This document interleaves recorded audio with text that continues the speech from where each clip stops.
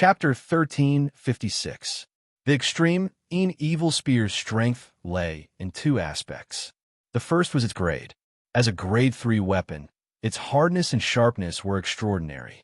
Ordinary spiritual treasures, be it grade 1 or grade 2, could be destroyed with a single poke. Just like in the Great Tribulation of Desolation, when the Chaos Fiend gods and chaotic spiritual treasures were slashed by the heaven-splitting axe, most of them were either completely shattered or could only be used as talisman treasures. Unless it was a high-quality grade 2 treasure, or the user's realm was high enough to turn something rotten into something magical, it could only be effectively resisted. The second was the heavenly evil force that belonged to the heavenly evil clan. This treasure was a replica of the heavenly evil clan's ancestral artifact. Although it only had a fraction of the ancestral artifact's power, it was enough to make people tremble. One had to know that the heavenly evil ancestral artifact was at the peak of 4 extreme. This could be seen from the fact that the heaven-splitting 3 treasures were a third of the heaven-splitting axe. This force was powerful, strange, and difficult to deal with. There were few forces in the world that could restrain it. Unfortunately, it was defeated by Feng Qingshan's mutated Timeless Arkansas. Although the Timeless Ark was only a sovereign, it had a deep foundation. When it should have been a grade 1 treasure, 4 of its divine furnace units had already become grade 2 treasures. Overall, it was no weaker than a grade 2 treasure. Moreover, it was not a low grade 1, but at least a high grade 1. Secondly, although the heavenly evil force was strange, Feng Qingshan's Timeless Ark had a treasure that could restrain it. It was none other than the Red Lotus of Fire. This treasure was originally used in the Blood Sea to suppress and digest all kinds of negative elements. After continuous transformations, the treasure's ability had been strengthened to the limit. The karmic fire could restrain all kinds of evil. Not to mention the Red Lotus of Fire, even the Heaven and Earth Cauldron had this effect. After all, it had the ability to refine all things in the world and return to its origin. Although the Timeless Ark was weak, it could fully unleash its power. Although the extreme evil spear was strong, it was sealed. Moreover, the former could restrain the latter. Therefore, this confrontation was a well-matched one. Both sides were evenly matched, and no one could do anything to the other. Looks like I've really underestimated you. In Xieho's face sank. I thought you were just an ordinary master of the Timeless Ark, but it seems like you have some tricks up your sleeve. He paused for a moment before continuing. However, if that's all, then you're underestimating me. As soon as he finished speaking, he raised his black spear once more and unleashed the Heavenly Evil Clan's top-notch combat technique. The magic power in his body surged out like a tidal wave. I want to see how long you can last. How long can your Timeless Ark last? Definitely longer than you. Feng Qingshan replied coldly and continued to drive the Timeless Ark forward without showing any signs of weakness. The Chaos Demonic Horn had also evolved into a grade 1 treasure, and it was above the Permitha Bridge, the Passing Water Lamp, and the Death Scythe. After all, the Chaos Demonic Horn itself was the essence of a Chaos Fiend Celestial, and with the primal Chaos Demon God's talent, as long as he matured, becoming an Undying was not an option. And the horn where the essence was located was not any weaker than a grade 2 treasure. Therefore, the Chaos Demonic Horn's potential was even higher than the Death Scythe and the other treasures. With the help of the Timeless Ark's transformation, although it wasn't as powerful as the Thunderclap flag, it wasn't any weaker than the treasure coin. With the Timeless Ark's power, the Chaos Demonic Horn erupted with unparalleled penetrative power and destructive power. Under the impact of the collision, its destructive power was even more terrifying. It clashed with the extreme evil spear and was not at a disadvantage at all. The destructive power of the Chaos Demonic Horn and the impact of the warship combined together was not any weaker than a grade 2 upper grade treasure. Once, twice, thrice, the two supreme treasures collided with each other almost without any pause. The sound of the collision was endless. Neither of them was willing to be outdone. If they were sent flying, they would immediately fly back and continue the collision. As for those who were injured, They didn't care at all because they could recover very quickly. In an instant, the entire battlefield was destroyed by them again and again. The Tidal Tower had no choice but to open up a new immortal battlefield for them, because the primal chaos battlefield couldn't withstand their attacks. In the beginning, Yin Xiaoho naturally had the upper hand. After all, a grade 3 treasure was still a grade 3 treasure. Even if it was sealed, its grade was still there. If not for the Timeless Ark's strong defense, the Great Void God Armor, the Life and Death Gourd, the Cauldron of Heaven and Earth, the Bell of Chaos, the Red Lotus of Fire, and the Timeless Ark itself were all defensive treasures, it would have been pierced through long ago. Moreover, Yin Xiaoho was the current saint of the Heavenly Evil Tribe. Even in the entire Primal Chaos Tablet, he was a top-notch existence, even among the purple titles. With the two of them working together, one could imagine their power. Fortunately, Fang Qingshan wasn't someone who was easy to deal with. Not only did he become one with the Ark, but he also integrated the myriad heavens chessboard into it. He used offense against offense and defense against offense. He would first attack and weaken the opponent's attack. If he couldn't win, he would defend. Just like that, he managed to hold on. Gradually, Fang Qingshan and Fang Qingshan began to turn the situation around. The two of them fought with great vigor, going back and forth, and were evenly matched.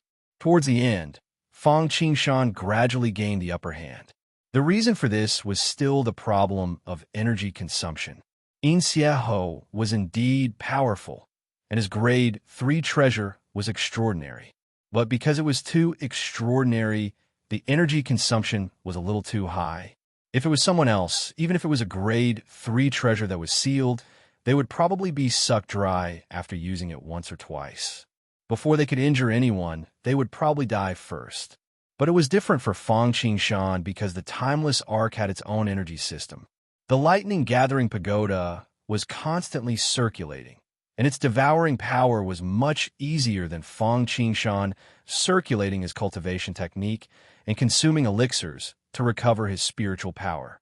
Therefore, although the Timeless Ark's energy consumption was huge, its recovery speed was much faster.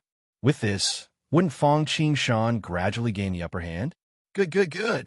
At this moment, how could Yin Xiaoho not know that he was going to lose? His face was dark and purple.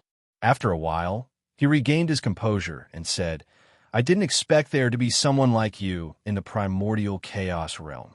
Not bad, really not bad. Other than the Holy Buddha clan, you're the first person to defeat me in the primordial chaos realm." He paused and said, "I didn't expect there to be someone like you in the primordial chaos realm. You're not bad, really not bad. Other than the Holy Buddha clan, you're the first person to defeat me in the primordial chaos realm." He paused and said, "I admit my defeat today. Today, I admit my defeat. However, I believe that we will meet again soon. At that time, we will have a showdown again." As soon as he finished speaking, Yin Xiaoho kept his extreme, evil spear and passed away. He turned into mottled light spots and disappeared. At the same time, in a place that Fang Qingshan couldn't see, the light spots that Yin Xiaoho turned into had an aura that landed on Fang Qingshan's body. Chapter 1357. Seeing how Yin Xiaoho admitted defeat so straightforwardly, Fang Qingshan was stunned and couldn't react in time. After all, it was like a raging fire just a moment ago, but it was extinguished the next moment. However, he nodded his head immediately. At this stage, it would be a battle of attrition if they continued to fight. Obviously, Fang Qingshan's recovery speed was much faster than Yin Xiaoho's with the help of the Timeless Arkansas rather than waiting to be exhausted to death. He might as well admit defeat and give off a carefree vibe. As expected of the Holy Son of the Heavenly Evil Clan, he was able to pick up and let go. However, Fang Qingshan soon forgot about this. Instead, he took note of Yin Xiaoho's last words. Yin Xiaoho said that he would meet him soon. Fang Qingshan thought about it, but he didn't know if he was referring to the Tidal Tower or reality. However, he guessed that the latter was more likely. After all, he didn't know where Fang Qingshan was or where his original body was in reality.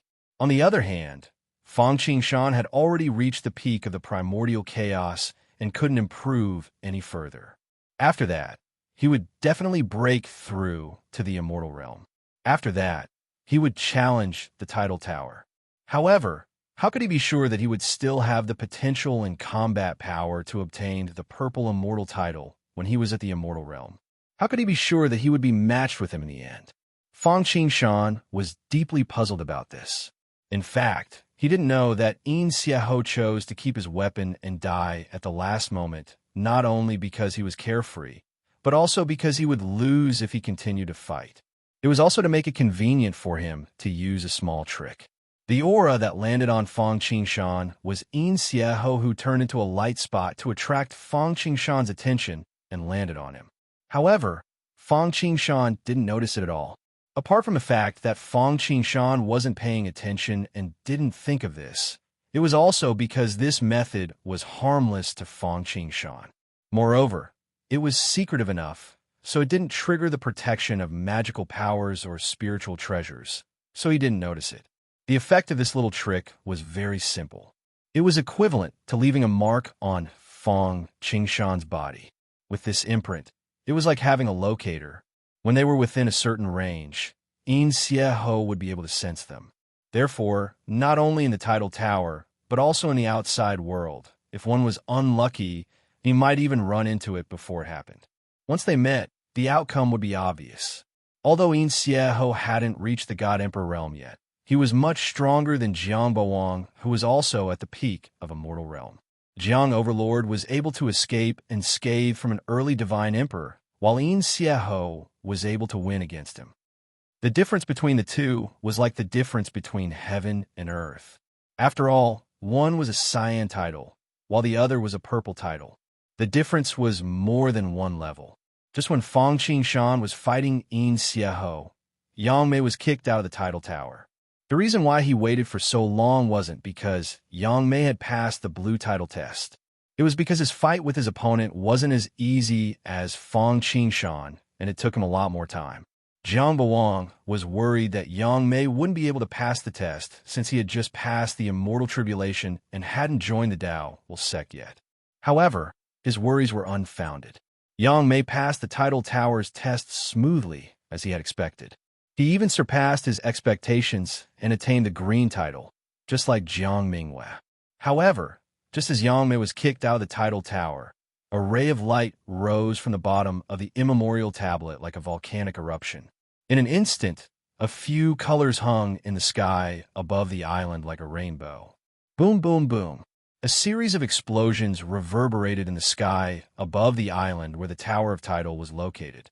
The explosions spread out in all directions, containing an indescribable Taoist connotation. Red, orange, yellow, green. The four colors of the rainbow exploded in the sky and turned into fireworks that fell from the sky. It was a beautiful sight. After they landed, they all gathered on the tidal steel. Several colors flickered, and in the end, only a green color remained.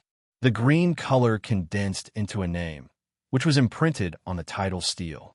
It flickered like fireworks, dazzling and eye-catching. Jiang Minghua and Jiang Bawang were surprised to see this.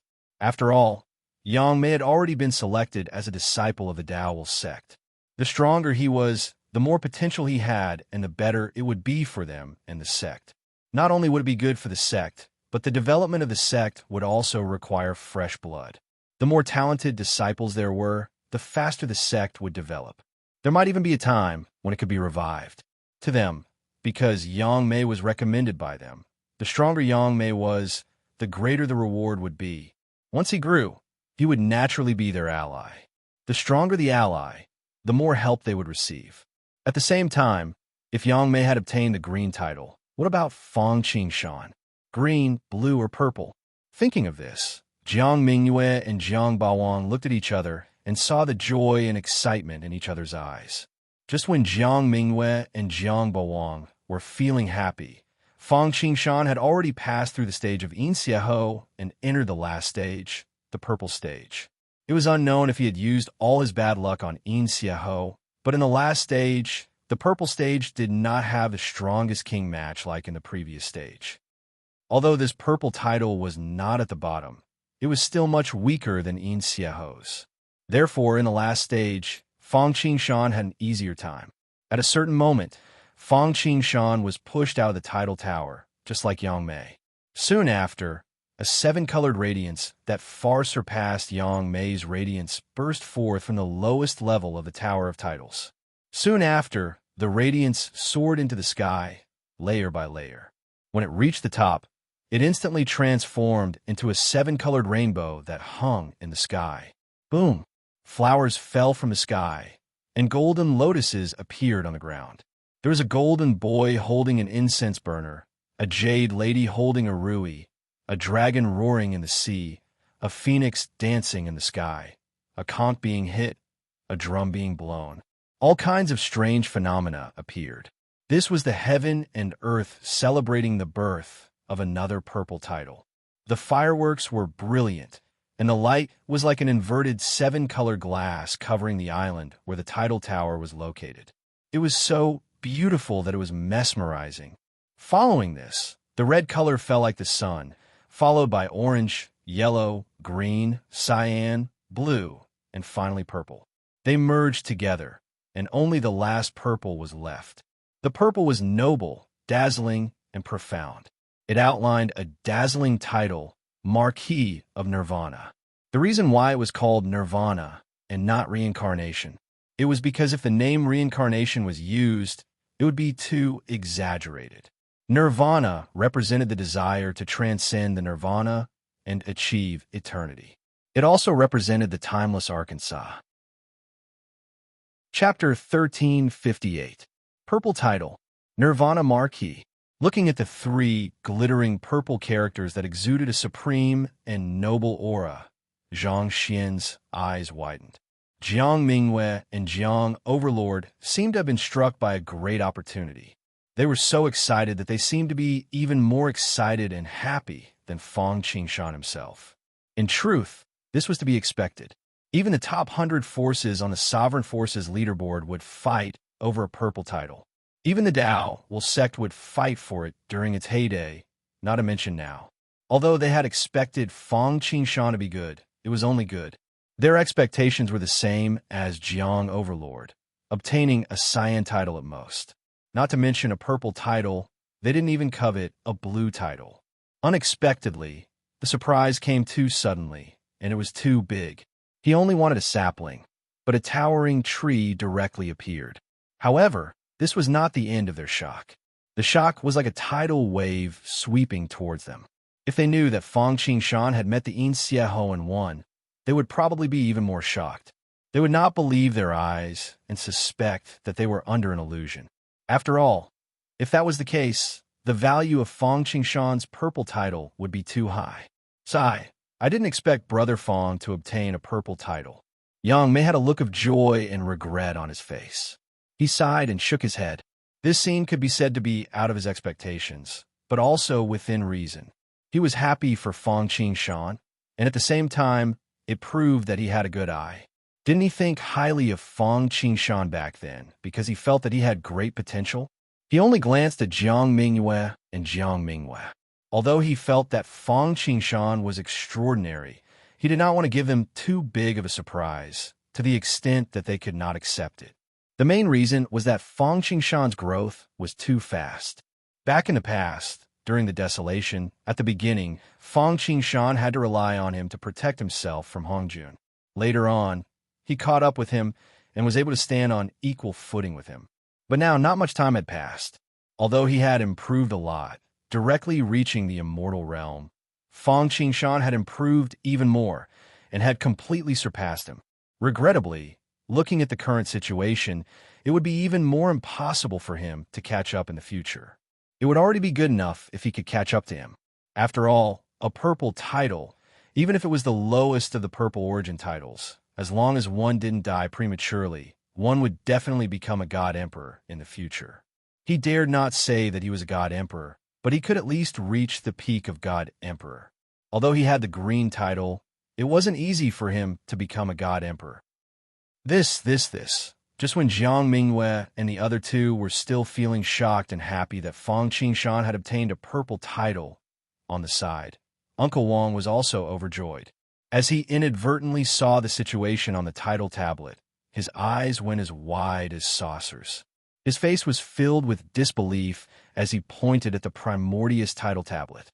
After a long time, he still wasn't able to finish his sentence. Seeing the shocked look on Uncle Wong's face, Jiang Mingyue and the others curiously looked in the direction he was pointing at. In the next moment, they had the same expression as Uncle Wong. They were dumbstruck and flabbergasted. Although they had accepted the fact that Fang Qingshan had obtained a purple title, they still couldn't accept the scene in front of them. This was because as Fang Qingshan's title entered the title stele, with a whoosh, he stood out from the bottom and directly charged into the pile of purple titles at the top of the pyramid. If that was all, it wouldn't be a big deal. After all, it was reasonable. What really shocked them was that after entering the purple titles, Marquis Nirvana's title didn't stop. Although it didn't reach the top, it still entered the first level. Just like how there were 7 colored titles on the title stele, titles of the same color would also have different levels. The higher the rank, the more powerful the title, potential, and combat power. Since ancient times, there were very few people who could enter the ranks of the Marquis of Nirvana who had achieved this title. It only took up 1% of all purple titles. However, the effect it could achieve was far beyond what other titles could compare to. That was because most of them had become emperor gods. Apart from those who died accidentally, a small number of them didn't manage to break through due to time and age. Therefore, these people were also known as emperor-level prodigies. They were destined to break through to emperor god. Titles of other colors, including purple, might not be able to maintain the same color after breaking through to immortal emperor or god emperor. However, this group of people would always be purple. In this era, apart from the geniuses from the top 50 supreme forces, the number of rogue cultivators and geniuses from small forces could be counted on 2 hands. Now, there was one more. Great, great, great! At this moment, Jiang, Overlord, and the others recovered from their disbelief. They were so excited that their bodies were trembling and their eyes were brimming with tears. Emperor-level prodigies were destined to become emperors. In particular, Fang Qingshan was the master of the timeless Arkansas. As long as he didn't die along the way, becoming an emperor was only a matter of time. With the two combined, was becoming an emperor still far away? Fang Qingshan was already destined to be a disciple of the Dao sect. Now that this was confirmed, as long as the sect focused on nurturing him, the time it would take for Fang Qingshan to break through would be shortened, and the Dao sect would truly flourish. No, I have to send a message to inform a sect. Thinking of this, Jiang Overlord immediately wanted to send a signal to share this good news. At the same time, he wanted the sect to take this seriously. Although he felt that Fang Qingshan was destined to be a disciple of the Dao sect, he hadn't joined yet. Now was the time to win him over. Although he was a true disciple, his words carried little weight. He still needed the sect leader and the supreme elder to step in. No, big brother. Unexpectedly, before Jiang Overlord could act, Jiang Mingyue interrupted him without a second thought. She looked around at the crowd and said with a solemn expression, "Today's matter must not be known by anyone other than us. Even if it's the sect leader, the old ancestor, or even your future cultivation partner or disciple, no one else can know about this matter." Hearing this, Jiang Overlord and the others were stunned at first. Then they came to their senses. The joy on their faces lessened, but they still didn't understand. This was a joyous occasion, so why did they have to hide it? Moreover, if they didn't tell the sect leader, how could they fight for more resources? The tallest tree in the forest will be destroyed by the wind. The tallest person will be criticized by the masses. Jiang Mingyue spat out each word. Although junior brother Fang can gain more benefits and fame by spreading the news, the corresponding drawbacks are also greater. Between the two, it's better to keep it a secret. Chapter 1359. After hearing Jiang Mingyue's words, Jiang Overlord and the others were shocked. They suppressed their impulses and regained their composure. Their faces turned pale, and cold sweat broke out on their backs. Yes, the tallest tree in the forest would be destroyed by the wind. The taller tree would be destroyed by the wind. How could he have failed to understand such a simple logic? He had almost gotten himself into big trouble. Indeed, Fang Qingshan had obtained a purple title, which was considered the best among all the purple titles. He would definitely become an emperor in the future. He had great potential and a bright future. It was indeed something worth celebrating. However, there were advantages and disadvantages to the balance of the world. Once the news spread, Fang Qingshan would naturally be able to join the Dao will sect under everyone's attention and receive the best resources. However, the dangers that came with it would be unimaginable. Some people just couldn't stand to see others doing better than them. Some people would destroy everything that didn't belong to them. They would never allow their enemies to grow. Anyway, once the news about Fang Qingshan was exposed, there might not be many benefits, but there would be a lot of disadvantages. What Jiang Overlord didn't know was that because Fang Qingshan had defeated Yin Xieho in the Tidal Tower, he had left behind some tricks. Although he couldn't send out any information due to the Tidal Tower, there was still a subtle connection between him and the original body. Once the news about Fang Qingshan spread, he would probably have to face this saint first. By then, even if he wanted to kill Fang Qingshan openly, the Dao Will sect would probably be powerless. After all, the Heavenly Evil Clan was too powerful. The Dao Will sect would be like throwing an egg against a rock. Even for the sake of inheritance, they wouldn't offend the Dao Will sect for the sake of Fang Qingshan, even though he might be the leader of the Dao Will sect's resurgence. Even without Yin Xieho, even if the Dao Will sect could hold on. But the dangers that came from both the open and the dark would still put Fang Qingshan in a dangerous situation. He would probably be killed in the cradle by others with ulterior motives before he could truly grow. Even if the Dao Will sect protected him well, he would not be able to protect him. However, it should be noted that no expert, venerable sovereign had ever made a breakthrough under the protection of a venerable sovereign without any experience. I'm still the calmest. I almost made a huge mistake and almost harmed junior brother Fang, becoming a sinner of the Dao Will sect. After calming down, Jiang Overlord felt a wave of relief and lingering fear. But this way, I'm afraid that the sect's resources will be greatly reduced. Jiang Overlord said to Fang Qingshan apologetically. I'm fine. Fang Qingshan didn't mind and waved his hand. Compared to the great benefits that could be obtained, Fang Qingshan was more concerned about the dangers. Moreover, the reason why he joined the Dao Will sect was that he valued the order of the Dao Will inheritance and a backer. Resources were secondary. Even without the resources of the Dao Will sect, he still managed to get to where he was today. With the all-heaven chessboard that he controlled, he could travel through all the realms in the universe. And with the protection of the ruins market, it wouldn't be too bad. Therefore, even though he lacked resources, he didn't lack them. He lacked them because he had a few big eaters around him, including himself, who consumed too many resources. The reason why he didn't lack them was simple.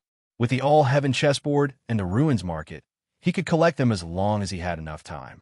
Seeing Fang Qingshan's indifferent expression, Jiang Overlord nodded to himself. Even though luck and talent were important on the path of cultivation, temperament was also indispensable and took up a large portion of it. If one's temperament wasn't good, it would be difficult for them to go far even if they had extraordinary luck and talent. Fortunately, Fang Qingshan wasn't just talented, but he also had a good temperament. All right, let's go.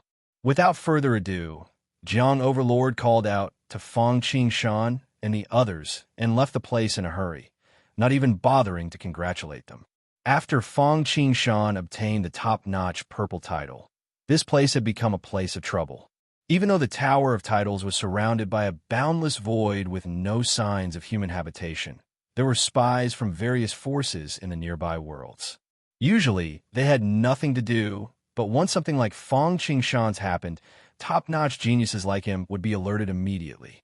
Just now, when he obtained the title, the purple light shot into the sky and lit up the surroundings. It was impossible for the nearby spies not to notice such a huge commotion. After today, the news would spread, and by then, the entire universe would be shaken. Then, all sorts of attempts to recruit and assassinate would follow. Since they weren't going to expose themselves, They had to leave immediately without being discovered. Otherwise, it would be very easy for people to suspect them, and they would be able to trace it back to them.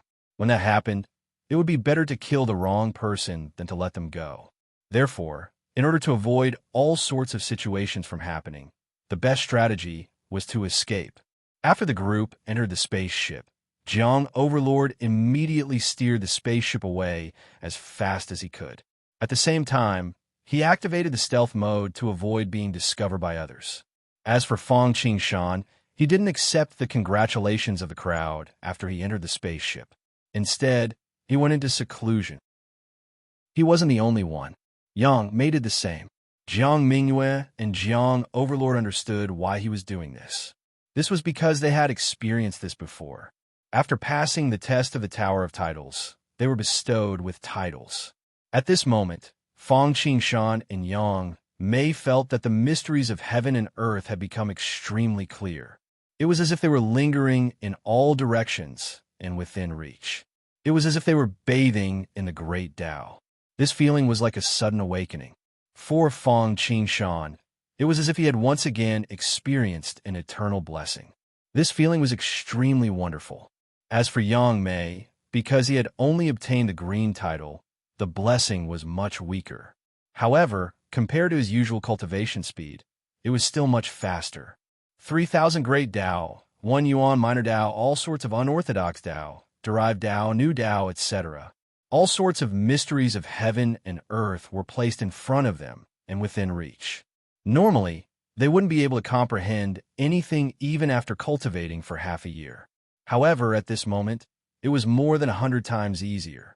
Cultivating for a day now was equivalent to cultivating for 100 years in the past, or even longer.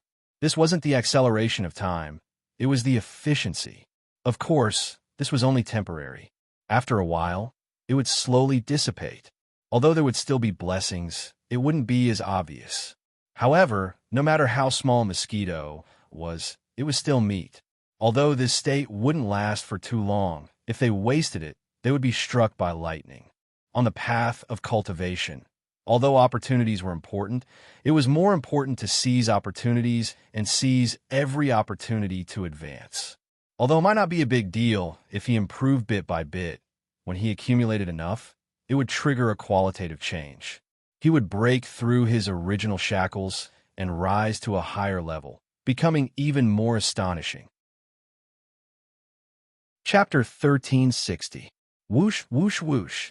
Less than 15 minutes after Fang Qingshan and Jiang Overlord left. From the chaotic world near the Tower of Titles, hundreds and thousands of beams of light flew over. There were techniques, spiritual treasures, and airships other than the scouts from their own world. These were all sent here by other forces to search for information. The Tower of Titles is making such a big commotion. Another purple title must have appeared. That's right. This purple title must belong to a top-notch existence. I wonder who it is. Is it a lone cultivator or a descendant of a major force? I haven't heard of any major force producing an outstanding descendant recently. The group rushed to the Tower of Titles as fast as they could. However, other than the tower and the title steel, there was no one else around. There's no one here? He left so quickly. Clearly, he doesn't want to expose himself. Looks like he's a lone cultivator. Marquis Nirvana. Marquis Nirvana. Looks like he's a new Heaven's favorite. Forget it. Send the news back. Take note of the Heaven's favorites that have appeared recently and investigate them one by one. In an instant, countless messages were sent in all directions with this as the center. Then, the entire universe and the boundless void began to tremble. After all, this was an Emperor-level Heaven's favorite. As long as there were no accidents, he would definitely become an Emperor. Moreover, it seemed like he was a lone cultivator. If they could win him over, once he matured, he would be of great help to the top forces on the Supreme Forces leaderboard. Therefore, they naturally wanted the forces behind them to act first and recruit this Heaven's favorite. Unfortunately, they thought too much. Fang Qingshan had already agreed to join the Dao sect, although he might have a better choice now. Firstly, Jiang Mingyue had recommended him first, which could be considered as a form of gratitude. Later on, Jiang Overlord had saved him, which could be considered as a form of kindness. Just because of this kindness, he would not change sections. Otherwise, he would not be able to get over his conscience. Moreover, other sects might not be as good as the Dao Will sect. After all, the atmosphere in the Dao Will sect was considered good.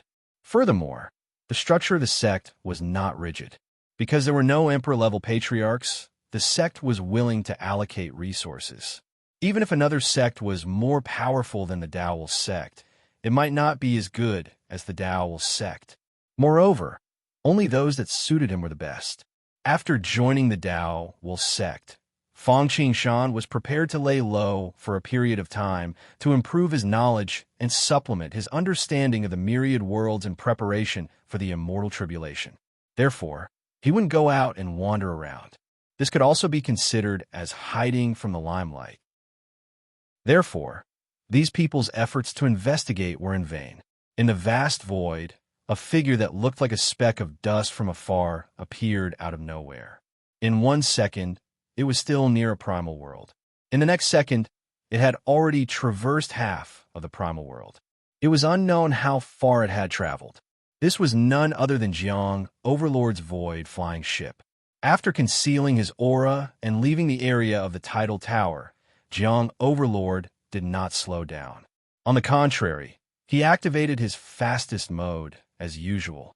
Void travel. This effect was somewhat similar to a wormhole. He was using the law of space. In fact, this effect was inspired by a wormhole and developed by an almighty being for use on void spaceships. Although the speed of a mid to low-grade flying ship was slower than a Grade 1 wormhole, it was still much faster than Imminent Skyline and Rainbow Swordkinesis flight. After leaving the tidal tower, Jiang Overlord steered the flying ship through the void for an unknown period of time. Along the way, he even rested for no less than 10 times. Even with his cultivation, he couldn't withstand the exhaustion and needed to rest. One could only imagine how long the flying ship had flown and how far it had traveled. At a certain moment, a pitch-black crack slowly opened up in the void. It was like a black lightning bolt that emitted a terrifying black light. In the next moment, a flying ship flew out from the crack and quickly came to a stop. In front of it was an incomparably huge primal world. Compared to Pangu's primal world, it was like the difference between desolation and primal chaos. This was the territory of the Dao Will sect, the Dao Chaos world. It could be considered as one of the most ancient primal worlds. The Dao Chaos world was named after the Dao Will sect. This was the lair and origin of the Dao Will sect, and the entire world belonged to the Dao Will sect. In the entire primal world, there were no other forces apart from the Dao Will sect. It was not that there were no other forces. There were also various sects and many small forces, but they were all established by the Dao Will sect's true disciples, elders, and disciples. It was equivalent to a branch of the Dao Will sect. It was as if the Dao Will sect was an empire with a territory. In fact, although this was the lair, origin, and ancestral land of the Dao Will sect, the core of the Dao Will sect was not here. However, the core of the Dao Will sect was not here. Instead, it was in the higher-ranked Chaos world. However, with the fall of the ancestor of the Dao Will sect, a wise man submits to circumstances and takes the initiative to retreat. They deeply understand the principle of losing both the people and the land if they keep the land. Therefore, they do not forcibly occupy the former territory and refuse to let go. Instead, they directly return to the ancestral land. Although this place could not be compared to the original mountain gate where the core was, to the Dao Will sect, it was more suitable for the Dao Will sect's disciples. This was because the entire world was filled with a kind of Dao rhyme, like a special cultivation paradise. Cultivating the Dao Will sect's techniques would yield twice the results with half the effort. Are we there? As soon as the flying ship stopped, Fang Qingshan and the others walked out. After traveling in the void for so long, they were already a little impatient. Although they could go into seclusion, hundreds of years was like a nap for ordinary immortals, let alone primordial chaos and immortal powerhouses like them. The time spent in seclusion was too short, but it was too slow. "We're here." Jiang Mingwei and the other two nodded. "We're finally back." They looked over. The entire Dao chaotic world was like a pyramid. At the top, there was a faint glow. It was a piece of land that was no smaller than the size of Pan Gu's chaotic world. It floated in the air and was covered with a layer of starlight. It was the Zhodian star. It was dazzling and beautiful. That was where the Dao sect's core headquarters was located. It was divided into 3 plates: the land, the sea, and the sky. There were pavilions, towering buildings, mountains, and lakes. The scenery was picturesque. There were also many unknown rare beasts, all kinds of treasures, and top-notch spirit roots. There were also countless Dao sect disciples coming and going. Below it were rows of desolation realms that surrounded it. Some were big, some were small, and some were near. Below them were the major 1,000 realms. Below them were the minor 1,000 and the vast void of the universe. "Let's go. Follow me to the headquarters to report." With that, Jiang Overlord waved his hand and brought Fang Qingshan closer to the barrier of the Dao chaotic world. Chapter 1361. When they arrived at the Dao chaotic world, the first thing they saw was an ancient stone door. There were no cloud patterns or inscriptions on its surface. It looked as if it was made of ordinary bluestone. There were no auspicious clouds or golden lotuses floating in the air. Looking at it from afar, it looked a little illusory. It seemed real yet fake, far yet near. Those who did not know better would think that it was just an ordinary stone door. Other than being slightly bigger, there was nothing special about it. However, how could a door that stood outside the void be simple? The heavenly dimensional door. Yes, this door was called the heavenly dimensional door. To enter the Dao chaotic world, one had to pass through this door. It was possible to pass through other places, but one had to break through the world barrier. Once one tried to break through the world barrier, one would have to face the double attack of the world will and the Dao sect. In reality, every world was the same. If one wanted to leave and enter their own world, the easiest way was to pass through the heaven dimensional door. Otherwise, to break through the world barrier, not only would it be too difficult, it would also cause a backlash from the heaven and earth. After all, the world was like a house, and the heavenly dimensional door was the main entrance. It was like the kind of person who climbed over walls and windows to get in. It was the same in the desolation world. The 33 skies and the Zhodian star existed to guard the heavenly dimensional door. Most importantly, the door was connected to the entire world. In terms of grade, it would not be lower than level 4. One man could hold the pass against 10,000 enemies. When they arrived at the door, they were surprised to see someone else. It was an old man who was dozing off beside the door. The old man had a short and stiff mustache. His brown eyes were deep in his eye sockets, and he had a head of messy gray hair. His eyes were slightly narrowed as he lay on the rocking chair, rocking from time to time. He appeared to be very leisurely. There was a table in front of him. On the table was a plate of fruits and a cup of tea. Just the smell of it was enough to make one feel relaxed and happy. Clearly, these are not ordinary things. "Greetings, Elder Tan." Jiang Mingwei, Jiang Overlord, and Uncle Wang walked over together, bowed respectfully, and called out to him. Seeing this, Fang Qingshan and Yang Mei looked at each other and narrowed their eyes at the same time. The old man in front of him looked no different from an ordinary old man. They couldn't sense the slightest trace of an expert's aura. However, to be able to guard the gate from here, don't look down on the gatekeepers. As the saying goes, the Prime Minister's doorkeeper is a 7th-rank official. You have to see where the gatekeeper is. For example, the southern heavenly gate of desolation was guarded by the 4 heavenly kings. It was the same here. What's more, putting aside Jiang Mingwei and Uncle Wang, Jiang Bawang was a true disciple of the Daoi school, and a top-notch one at that. Even if he couldn't seize the position of schoolmaster in the future, he would at least be an elder with real power. Furthermore, he was from a #1 family in the Daoi school, the Jiang clan. Even with such an identity, he was respectful to this old man. The two of them did not dare to be negligent as they followed Jiang Overlord and the other two and bowed. In fact, just as Fong Qingshan and Yang Mei had guessed, this person was indeed extraordinary. Not to mention Jiang Bawang, even the people with real power in the Daoi school, including the schoolmaster, had to be courteous to him. This wasn't just because of seniority, but also because of his strength. Although there weren't many people in the Daoi school who had seen him in action, everyone knew that he was at least a god emperor, and a peak god emperor at that. Yo, it's you two sisters. You're back already? The gatekeeper seemed to have been awakened as he opened his eyes slightly. When he saw Jiang Baowang and Jiang Mingwei, his face remained expressionless, and he was still indifferent. As for Uncle Wang, he was subconsciously ignored. Uncle Wang didn't have any objections to this. Not to mention that he was only a Dao protector now. Even when he was an outer disciple of the Daoi school, he didn't catch the old man's attention. Old Tan picked up the tea on the table and took a sip. He glanced at Fong Qingshan and Yang Mei, and an undetectable glint flashed in his eyes. Newcomers? Not bad. Compared to the first time he saw Jiang Overlord, the feeling was much more obvious. Fong Qingshan and Yang Mei felt that they had no secrets in front of the old man.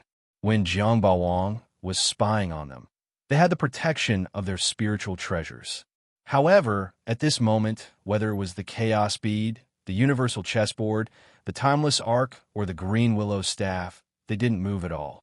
It was as if their spirituality had been erased and they had fallen into silence. Both of them felt a chill in their hearts. Fortunately, the old man and Jiang Baowang didn't pay too much attention to them. After confirming that they weren't people with bad intentions, he let them go. Yes, the old man's existence wasn't just to guard the heavenly dimensional gate, but also to prevent people with bad intentions from entering the Dao chaotic world like a mirror. The old man cultivated a secret technique that allowed him to easily determine whether a person was good or evil, harboring bad intentions, or plotting something. After hearing the old man's words, Jiang Baowang nodded his head and replied respectfully, "Yes, I was lucky to meet two junior brothers this time. Their talents are extraordinary, especially junior brother Fong, who is even better than me. Therefore, I specially recommended them to join the Dao sect. Not bad. Finally, there are two worth watching." If others heard Jiang Baowang's words, they would think that he was being humble. However, the old man nodded his head naturally, as if he had noticed something. However, even though Fong Qingshan and Yang Mei were both very good, the old man did not pay much attention to them. There was no such thing as a senior who saw a talented junior and fought to take them in as a disciple, giving them magic treasures and spirit pills. Geniuses. Only those who hadn't matured were considered geniuses. Those who matured were called big shots. There were too many accidents on the path of cultivation. If one didn't mature, they could die prematurely. "All right, go in. Don't disturb my sleep." Then, the old man started to chase them away. Yes. After saying that, Jiang Baowang brought Fong Qingshan and the rest through the heavenly dimensional gate. At this moment, Jiang Baowang heaved a sigh of relief. He relaxed. Clearly, he was nervous before this. "Senior brother Jiang, who is this senior?" Seeing this, Fong Qingshan asked curiously. "Others might not know Elder Tan well. I only heard about him from our old ancestor by chance. He is someone from the same generation as our old ancestor." Jiang Overlord explained with a sigh. Fong Qingshan and Yang Mei frowned when they heard this. However, they quickly realized that the old ancestor that Jiang Baowang mentioned should be the old ancestor of the Jiang family. As for the old ancestor, it should be the God Emperor ancestor of the Dao sect. Chapter 1362. Putting aside the issue of the two patriarchs, Jiang Overlord said that Elder Tan was from the same generation as the patriarch. It was obvious that he was an old antique in the Dao sect. Fong Qingshan and Yang Mei couldn't help but be amazed. They hadn't even officially joined the sect, but they had already met the patriarch. It was no wonder they felt that he was so powerful. He's from the same generation as the patriarch. Even Jiang Mingwei and Uncle Wang were shocked, let alone them.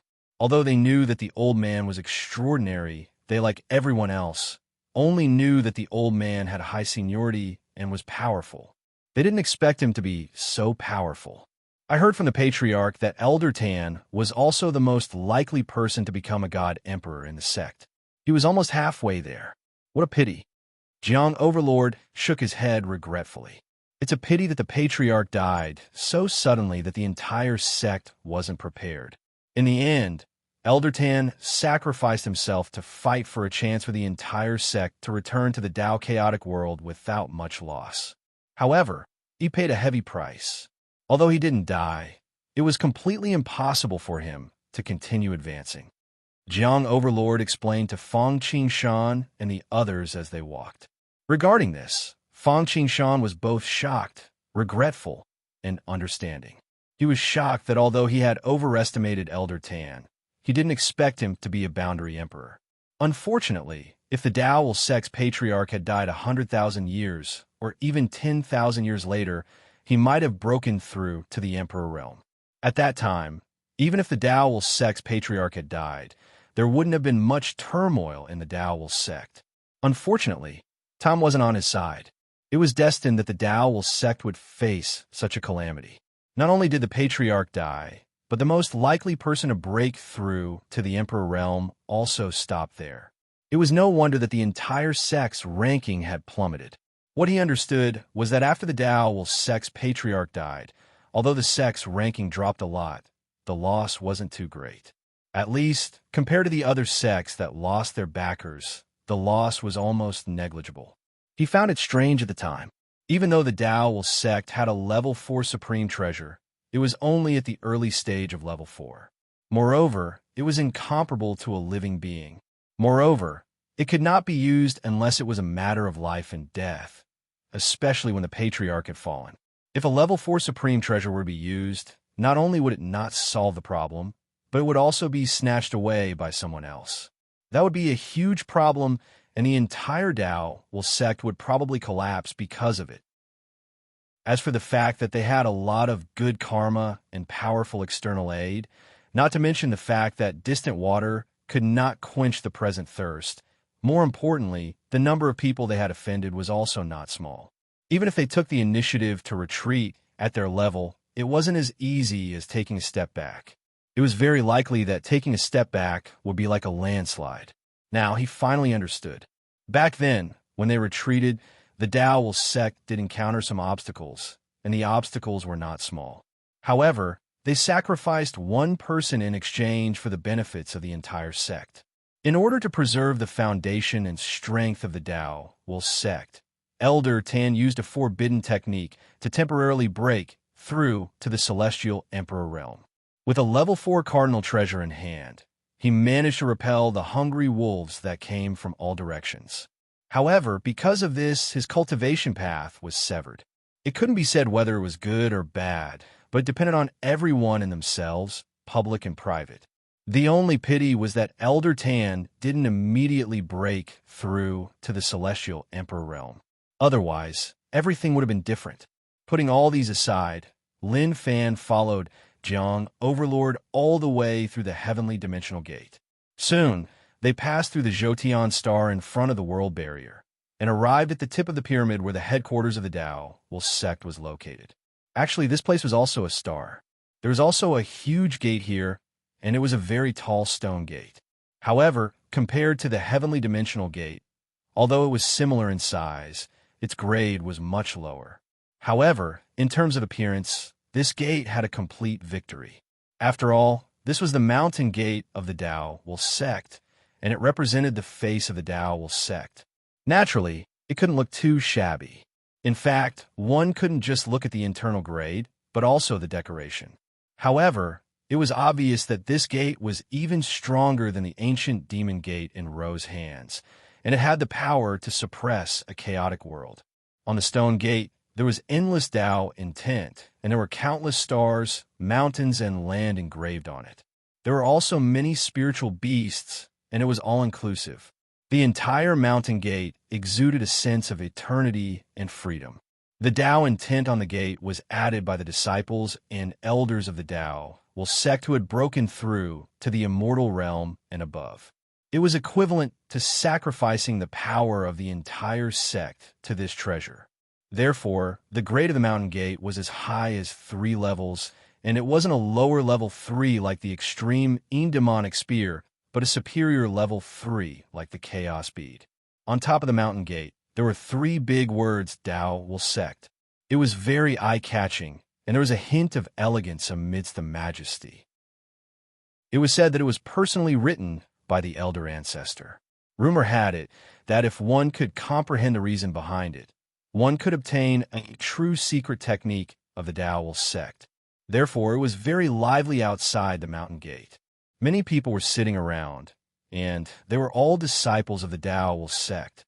There were outer sect disciples, inner sect disciples, and even true disciples. Everyone was here to try their luck. The outer sect and inner sect were very simple. As for why true disciples were here, it was also very simple. There was a difference in strength everywhere. Even if they were all true disciples, there would naturally be a difference in levels. Those who were at the top, like Jiang Overlord, could compete for the position of sect master or elder with real power. Those who were slightly weaker would only be ordinary elders in the future. Although they could also obtain true secret techniques, the more capable they were, the more benefits they could enjoy. Therefore, the greater the secret techniques they could obtain would definitely not be comparable to those obtained by Jiang Overlord and the others. Since they couldn't obtain it through the proper channels, or it was too difficult, they could only rely on opportunities, and the mountain gate was their opportunity. It was also relatively simple. The success rate of such a thing was not low.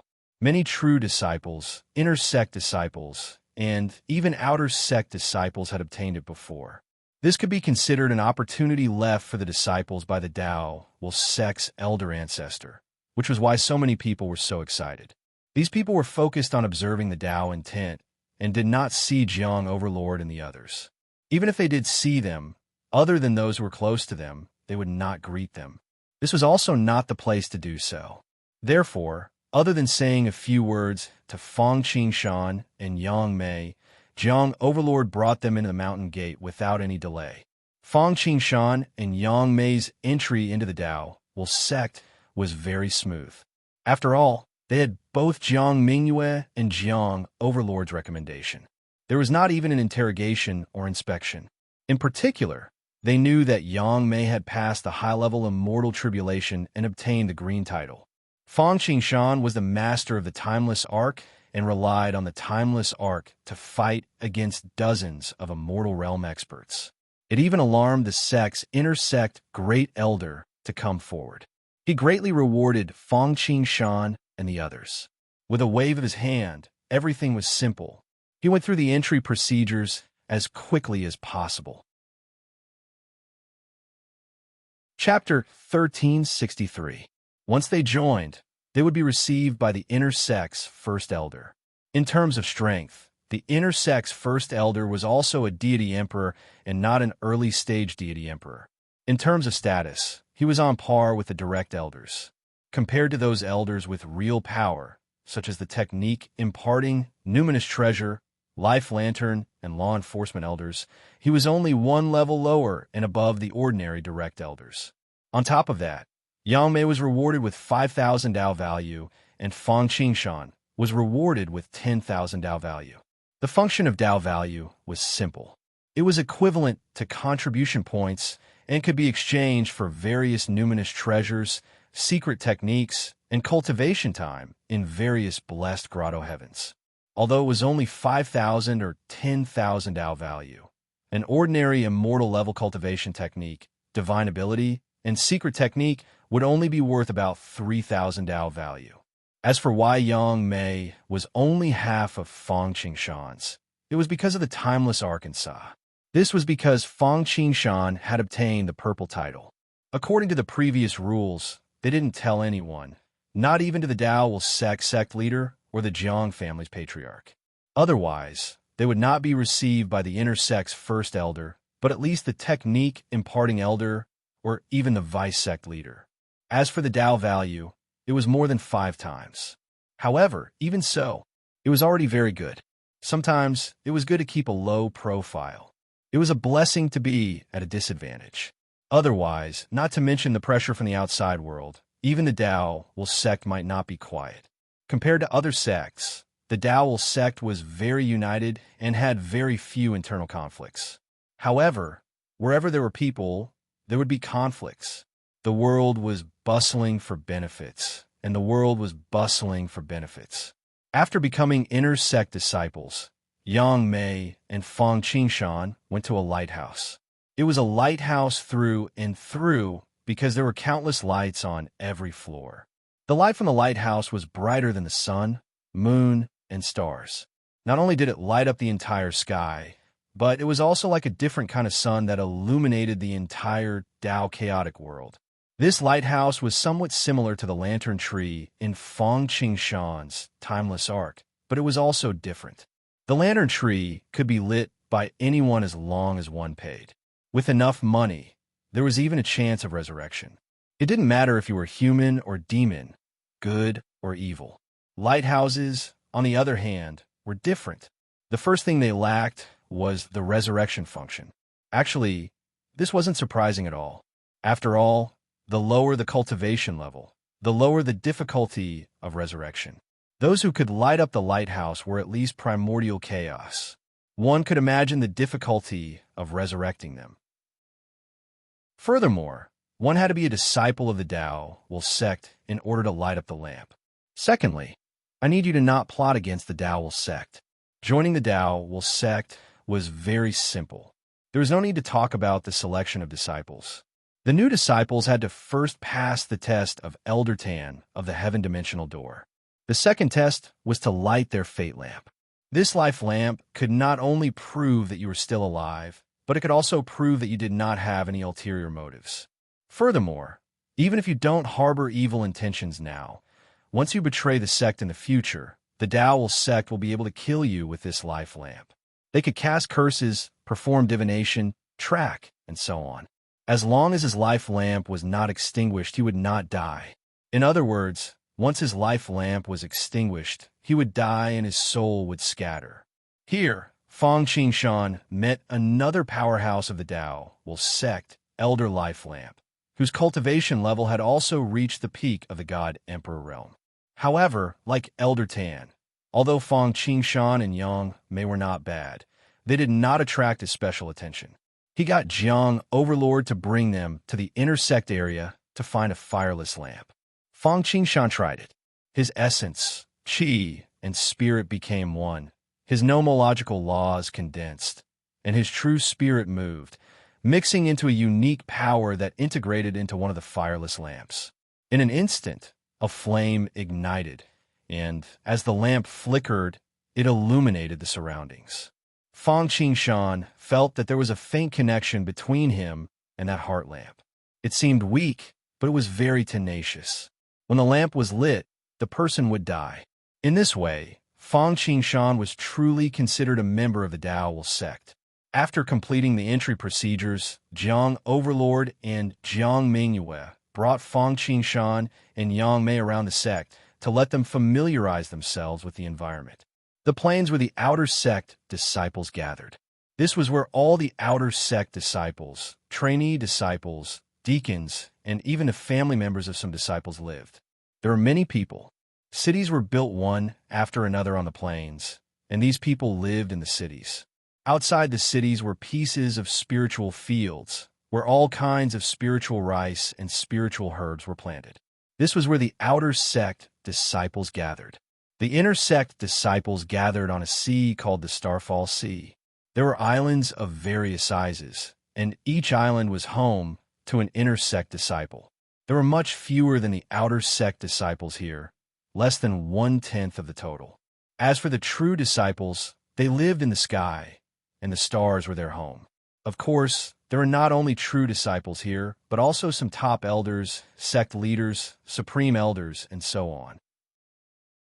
In other words, in the Tao sect, the outer sect lived on the ground, the inner sect lived in the sea, and the true disciples lived in the sky.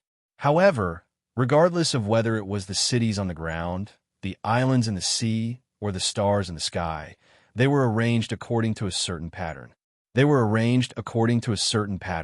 Which was a huge square formation. The stars in the sky were arranged with the Tao sect's sect guarding array, the 3,000 Great Tao Array.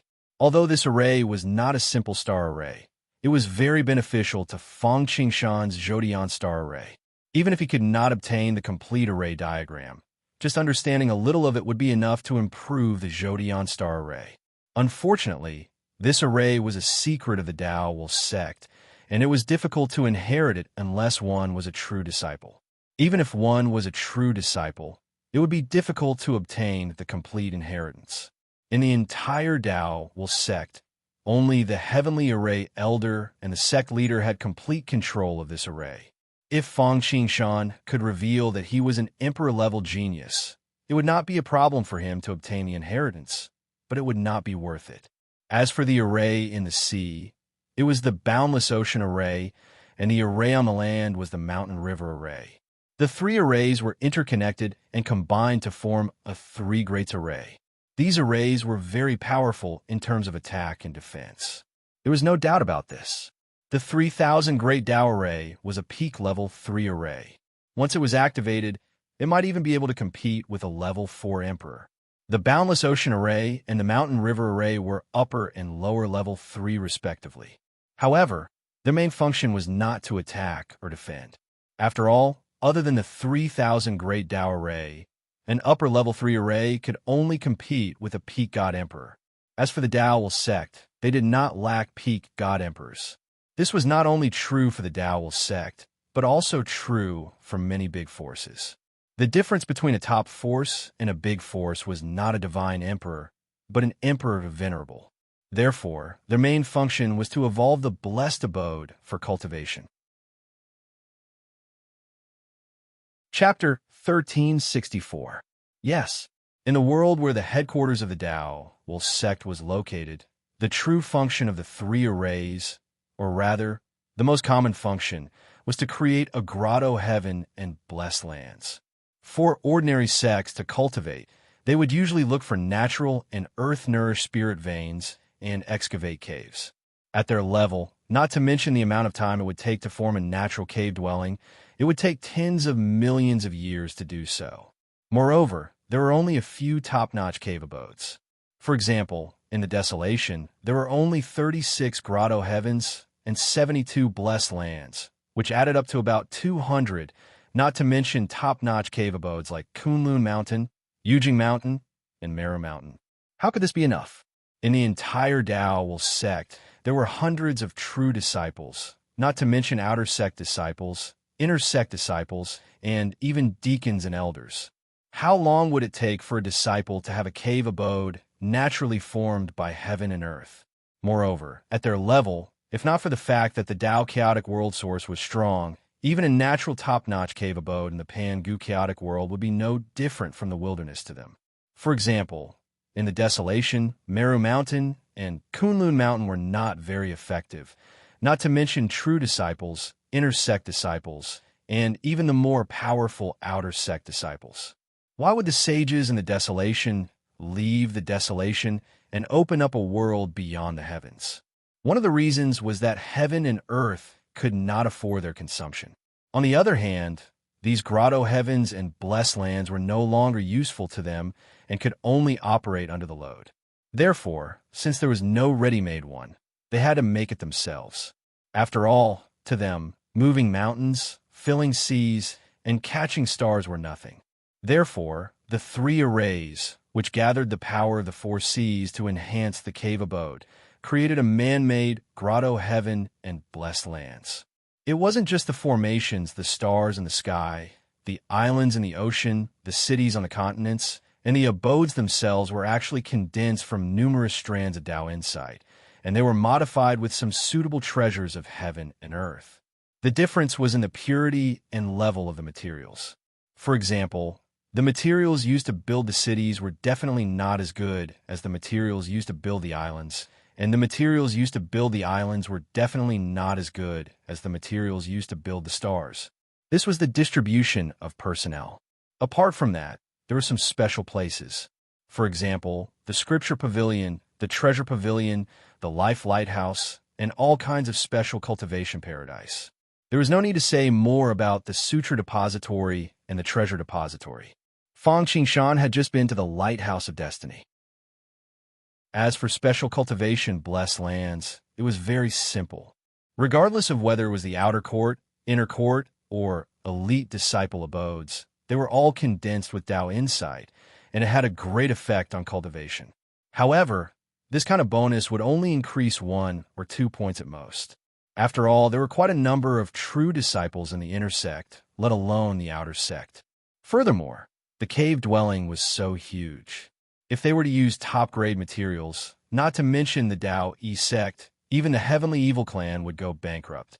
Even with the support of the array formation, when it was distributed to every cave abode, there was not enough meat to go around. Therefore, these cave dwellings could only speed up his daily cultivation a little. When it came time to make a breakthrough or speed up his cultivation, he would still need to rely on special paradises. Cultivating in these blessed lands that were specially used for cultivation would at least double the effect. For example, there was a sword tomb in the Tao E sect, which was a place specially for cultivating sword intent. There were tens of millions of sword-type spiritual treasures buried there. Although most of them were grade 1, there were many grade 2, grade 3, and even grade 4 treasures.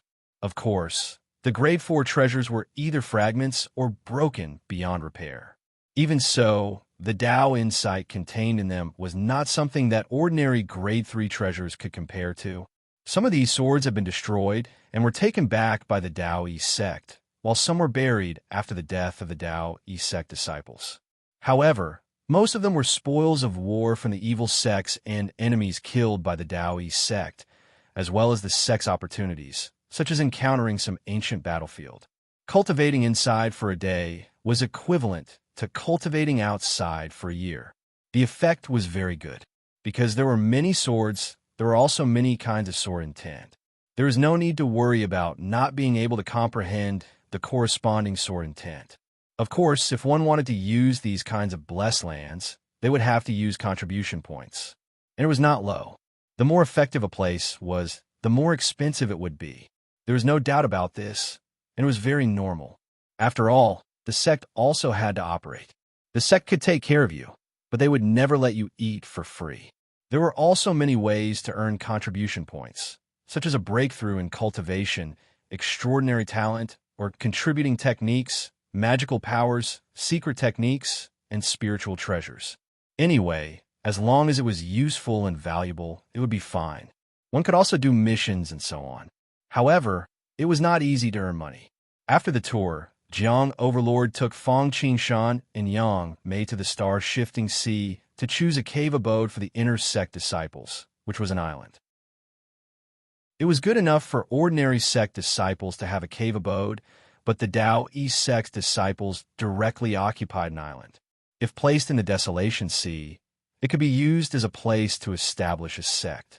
The island that Fong Qingshan chose was a little out of the way. Firstly, he liked quiet places. Moreover, he had a lot of secrets, and he did not want to be spied on by people nearby. Moreover, this island was more suitable for him. The Tao East sect cultivation was to cultivate Tao insight, which was actually also a law. It was just that they had made it more unique. This was because stars, islands, and cities were all evolved from the corresponding Tao insight. To cultivate that Tao insight, one had to choose a city, island, or star that was compatible with it. Fong Qingshan cultivated the reincarnation great Tao, so he should naturally choose an island that was compatible with the reincarnation law. However, the reincarnation law was a top-notch law, so the Tao insight that evolved from it was naturally top-notch. It was not that there were no corresponding islands in the star-shifting sea of the Taoist sect. It was just that such an island was a little unfortunate. Firstly, it was already occupied, and secondly, it was not open to ordinary disciples. Although Fong Qingshan was the master of the Timeless Arc, he had just joined the Tao E sect after all. Although he had passed the review, he still had to be observed. Of course, if he revealed that he was a purple emperor-ranked genius, then it would be a different story. When that time came, not to mention a mere island, even a star would not be a problem. The Tao E sect's old ancestor would probably come out of seclusion to give him pointers. Even a top-notch true disciple like Jiang Overlord might not be able to compare to him. However, this was not what Fong Qingshan wanted. The reason why a secret was because it was exclusive or because very few people knew about it. If too many people knew about it, the truth could not be concealed. If he really wanted to use this to exchange for benefits, he would not have hidden it from the beginning. Since he could not choose an island with the reincarnation Great Tao, he naturally chose an island with a similar attribute. Therefore, Fang Qingshan chose an island that contained the life and death Great Tao. Although life and death could not be said to be reincarnation, reincarnation included life and death. Chapter 1365. Even though cultivating on the Isle of Life and Death wasn't as effective as cultivating on the Isle of Life and Death that purely contained the Samsara Tao insight, it could be considered to be inferior to the Isle of Life and Death, and it was very good. The island that contained the Life and Death Tao was located in a remote area, which was exactly what Fang Qingshan wanted. As for Yang Mei, he chose Meru Island. As for the law of space and Tao of space, as a top-level existence, he faced the same choice as Fang Qingshan. He could only settle for the next best thing. Fortunately, Sumeru Island also contained the will of the Great Path of Space, but it was just a branch of the Great Path of Space. It was not comprehensive, and the original will of the Great Path of Space was not as good, but it was still better than what Life and Death Island had given Fang Qingshan. After sending off Yang Mei and the Jiang sisters, Fang Qingshan was in the mood to take a good look at where he would be staying for a long time. Sigh, I finally have a place to stay. Fang Qingshan sighed softly. Although he had not been in the infinite void for a long time, he was like a rootless piece of land that had been drifting in the world for a long time. Now he could finally relax a little. Although Fang Qingshan had not been in the infinite void for a long time, he had experienced many things. First, he was tricked by the great path of Pangu's chaotic world in Hongjun. He had just left the chaotic world and lost the coordinates of this chaotic world. Although they might not go back in the future, not going back and not being able to find the direction were two different things. Wanderers could still return home, but they had become rootless duckweeds that could only drift around, not knowing when they would end and where they could stay. Then, they encountered the Taotai team of the lifeless demon palace. This time, there was not much of a problem. Instead, because they got to know Jiang Mingwei, they were qualified to join the Dao sect. But then, because of the Windstorm Sword token, they were chased by thousands of Origin Immortals, dozens of Immortals, and even deity emperors in the Shan chaotic world. If they had not planned well, had many trump cards, and had good luck, they might have died before they could succeed. Furthermore, in the Tidal Tower, he encountered the Yin Marquis and was almost killed. However, all of this had passed. Now that he had finally joined the Dao sect, he could cultivate peacefully for a period of time. He relaxed and looked around. Even though the Life and Death Island couldn't compare to the island that contained the Reincarnation Dao will, it was still considered a high-grade island among all the islands. After all, the way of life and death was not weak in the first place. Furthermore, Fang Qingshan's talent was not weak, and he was also the master of the timeless Arkansas. If he joined the sect, the benefits he would receive would definitely not be comparable to the others.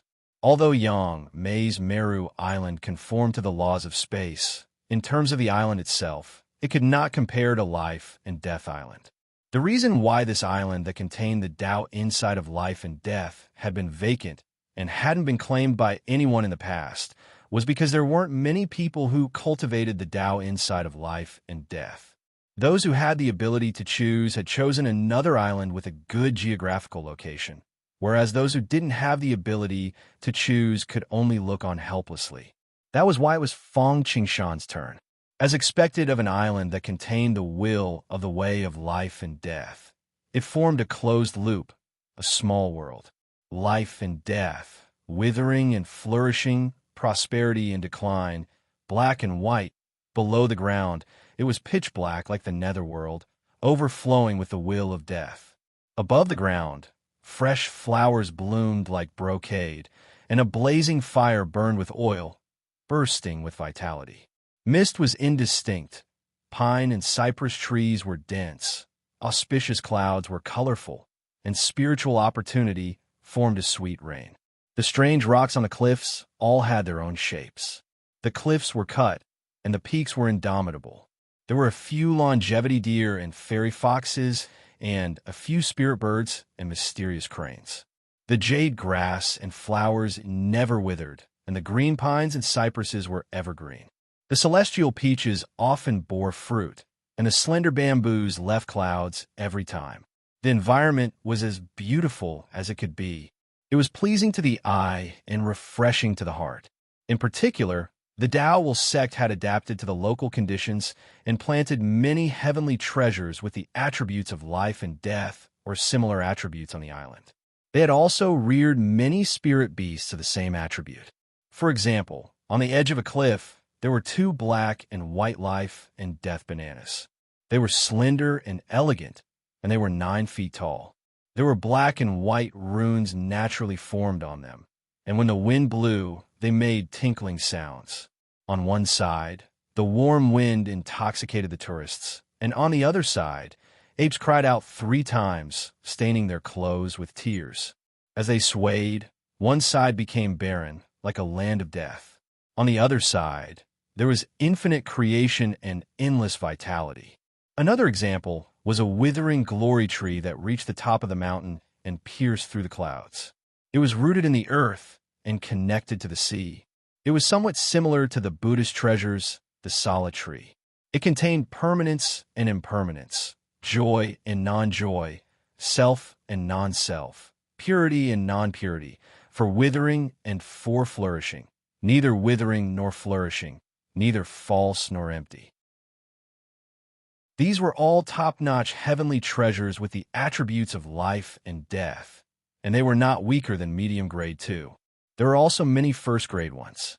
As for the spirit beasts, the weak ones might be the common underworld ravens, longevity deer, and celestial foxes.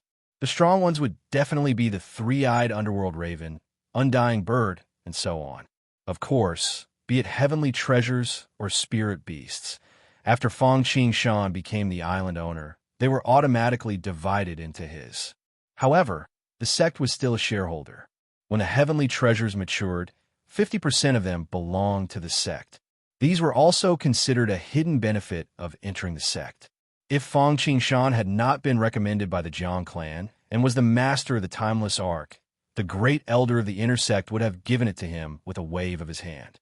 Otherwise, this island might not have fallen into his hands. Apart from the natural scenery and the island specialties, there was also a specialized residence for cultivation. It was built well. Although it could not be considered luxurious, it had taken a lot of effort to build. The entire cave abode was built on the node of the spirit vein, where life and death intersected. Here, life and death intersected, and the Tao will and spiritual qi were the densest. Fong Qing pushed open the stone door of the cave abode, and the layout was clear at a glance. There were 3 courtyards. The first one was used to receive guests, the second one was for living, and the third one was for seclusion. Fong Qing first went to the place for seclusion to take a look. This was considered the core point where the power of life and death condensed on the life and death island, above the dragon vein. In the center of the room was a purple copper incense burner. It had a crane's beak and a turtle's body, and it had a deep luster. Clouds and smoke gathered and dispersed, and the atmosphere was mysterious. Other than that, there was also a praying mat, incense table, and cloud bed. Divine qi was dense, and there was a mysterious sound coming from it. After casually looking around, Fong Qing sat on the praying mat. Suddenly, waves of Tao will surge towards him. With a thought, the reincarnation rule burst out of his body and evolved into the 6 paths of reincarnation behind his head. It collided with the Tao will of life and death outside, entangling with each other, creating a miraculous reaction. It resonated like a heartbeat, and the thumping sound was endless. Although the life and death rule was not the reincarnation rule, the reincarnation rule contained a part of the life and death rule. Understanding the life and death rule could also understand the reincarnation rule, and one could also understand the other side. Fong Qing sensed a little. Although it could not be compared to the real Reincarnation Island, it was still a great addition to his cultivation. It was at least 3 to 5 times faster than cultivating on an ordinary island. As expected of the Tao, Will sect, a top-notch sect, even if it has declined, is still not something that the Desolation Island can compare to. Fong Qing Shan Sai. Chapter 1366. As a resting place for Immortal Realm experts, this place was not as big as the Desolation Island, but in terms of quality, the entire Desolation Island might not be as concentrated as this place.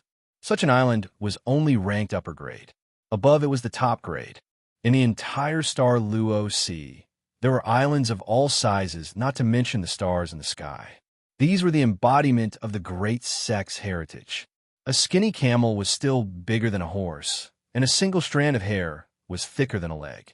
Even if other forces rose because of the geniuses and luck, even if they could suppress other forces for a while, in reality, without hundreds of thousands of years of accumulation, they definitely could not compare to these old forces. On such a treasure island, not only was there rich in resources, but the scenery was also beautiful, and it was also useful for cultivation. There was another benefit here, and that was to repair the Life and Death Gourd. The Life and Death Gourd was the first upper-level 2 spiritual treasure that Fong Qing Shan had obtained from Hutu.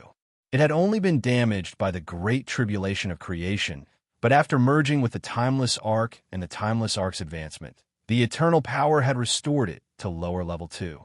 However, other than using the Timeless Ark to repair it, the easiest way was to use treasures with the Life and Death attribute, or cultivate it in a place with Life and Death Taoist rhymes. And this island was the best place. If Fong Qing Shan placed the Life and Death Gourd in the Dragon Vein and Dragon Pearl where he cultivated, he might not need to wait for the next advancement of the Timeless Ark to completely restore it to upper level 2. This was one of the reasons why Fong Qing Shan chose this place. Forget about him. I'll rest for a while first. After relaxing, I'll go to the scripture depository and accumulate. When I understand everything, I'll go through the immortal tribulation. I should also pay attention to the sermon of the Sword Emperor of the Storm. Who knows, I might be lucky. After thinking about it, Fong Qing Shan did not go to his bedroom. He closed his eyes on the praying mat and did not cultivate. Instead, he closed his eyes.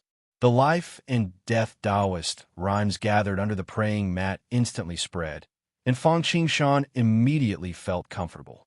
The next day, Fong Qing Shan woke up early and stretched. He hadn't felt so comfortable in a long time. He changed into a blue uniform and walked out. This was the uniform specially made for the inner sect of the Tao Will sect. Although the robes looked inconspicuous, they were all genuine first-class treasures. Moreover, they were all first-class high-grade treasures. It was woven from the precious 10,000-year-old golden silk, which had been soaked in the Tao spring for 10,000 years. Speaking of the fountainhead, it was a special place in the Tao Will sect, and it could be said to be the number 1 cultivation paradise. The Sword Tomb, 5 Elements Valley, Star's Secret Realm, and so on were all extremely weak compared to it. This place was different from many other places. It could be said to be natural, but it could also be said to be man-made. It was said to be natural because this was where the source of the Great Path was located. It was the core of a world. Controlling this place was equivalent to controlling the entire world. When Hongjun merged with the Tao, it merged with the Tao of the origin. However, one was Hongjun Tiandao, and the other was the Great Tao. It was said to be man-made because the Tao Will sect had modified this place on the basis of the land of the Great Path. It was continuously perfected by the Tao Will sect's successive divine emperors. It was overflowing with Tao will and had sufficient source. If one could cultivate inside, one day would be equivalent to 100 years outside. Its effect was no weaker than the eternal blessing. However, unlike the eternal blessing, which meant that the opportunity had ended when the eternal blessing was used up, the entire world would collapse if it was used up here. It was not a big deal for those below the Divine Emperor realm to cultivate here, but those above the Divine Emperor realm, especially those at the peak of the Divine Emperor realm, would not be able to last long if they did not cultivate. Because it consumed a lot of energy, it would not be opened unless it was a special occasion. Not everyone could enter and cultivate here. However, not opening it and not allowing people to cultivate casually did not mean that it could not be used well. This impregnation of the golden silk could subtly transform some treasures of heaven and earth. The 10,000-year-old golden silk was extraordinary. It was the silk of a golden silkworm from a Tao sect that had lived for 300,000 years and was comparable to a divine emperor. It was then dyed in the Tao spring. It was then refined by an expert and imbued with various restrictions. Although it was only an upper grade, first grade, it was no small matter. In terms of defense, it was probably not inferior to the cauldron of heaven and earth. Most importantly, when one wore these clothes, it possessed an amplifying effect towards cultivating Tao insights. After all, it had been soaked in the Tao spring. It had to be said that the Tao sect was also very generous. Entering the sect required a treasure, although it was not of much use to Fang Qingshan. Moreover, inner sect disciples were generally immortal realm experts, and the standard for an immortal realm expert was a level 2 treasure. However, Fang Qingshan was a special case. He could not be compared to the general public. Moreover, although a level 2 treasure was the standard for an immortal realm expert, it was impossible for everyone in the great forces to have one. Even if they had one, they would generally use it as a family treasure, and the ordinary ones they used were level 1 treasures. Putting all this aside, Fang Qingshan left the cave abode and performed a hand seal to activate the island. His conveyance light soared into the sky and instantly left the life and death island. He flew toward the Tao Palace, which was also the Tao sect's sutra depository. As the Tao sect's sutra depository, the Tao Palace contained more than 95% of the Tao sect's various cultivation techniques, divine powers, secret techniques, cultivation arts, and so on. As for the remaining 5%, it was their personal collection and trump cards. Everyone had their own selfish motives and trump cards. There was nothing wrong with that. The Tao Palace was divided into a total of 5 levels. The first level was open to all disciples, but it contained all kinds of things below the primordial chaos realm, as well as some common knowledge and secret news. The second level was only open to outer sect disciples and above. It contained all kinds of primordial chaos realm cultivation techniques, divine powers, secret techniques, experience, and so on. Of course, there was no lack of immortal realm cultivation techniques and divine powers. Some were incomplete, while others were complete. The incomplete ones were easy to understand, but the complete ones were opportunities. They were deliberately placed there by the Tao sect. They were hidden there, and it depended on one's luck to obtain them. On the path of cultivation, talent and background were very important, but luck and opportunities were equally important. Further up was the third level, which was only open to immortal realm experts. The things that were similar, but the grades were different. The fourth level was only open to divine emperors. The fifth level was the core of the Tao sect, where the true inheritance of the Tao sect was. For example, the formation map of the 3,000 great doctrine arrays, the inheritance of the Emperor God level, the experience and methods of breaking through to the Emperor God level, and so on. To enter the Tao Palace, one could enter at any time, let alone the first level. Except for the fifth level, one could enter for free the first time, no matter what level one reached, and obtain a free cultivation technique, divine power, secret technique, or battle technique. Chapter 1367. Being an independent cultivator was obviously not as good as being a disciple of a big sect because of backing, resources, and many other reasons. However, it was impossible for the sect to help you endlessly and endlessly, because you were not the only one in the sect, and the resources of the sect could not be endless. Similarly, if you raised rice, you would be grateful, but hated. If the sect really did this, when one day it could no longer provide, you would probably complain and even resent. Moreover, an expert was not built by piling up resources, but by working hard and struggling.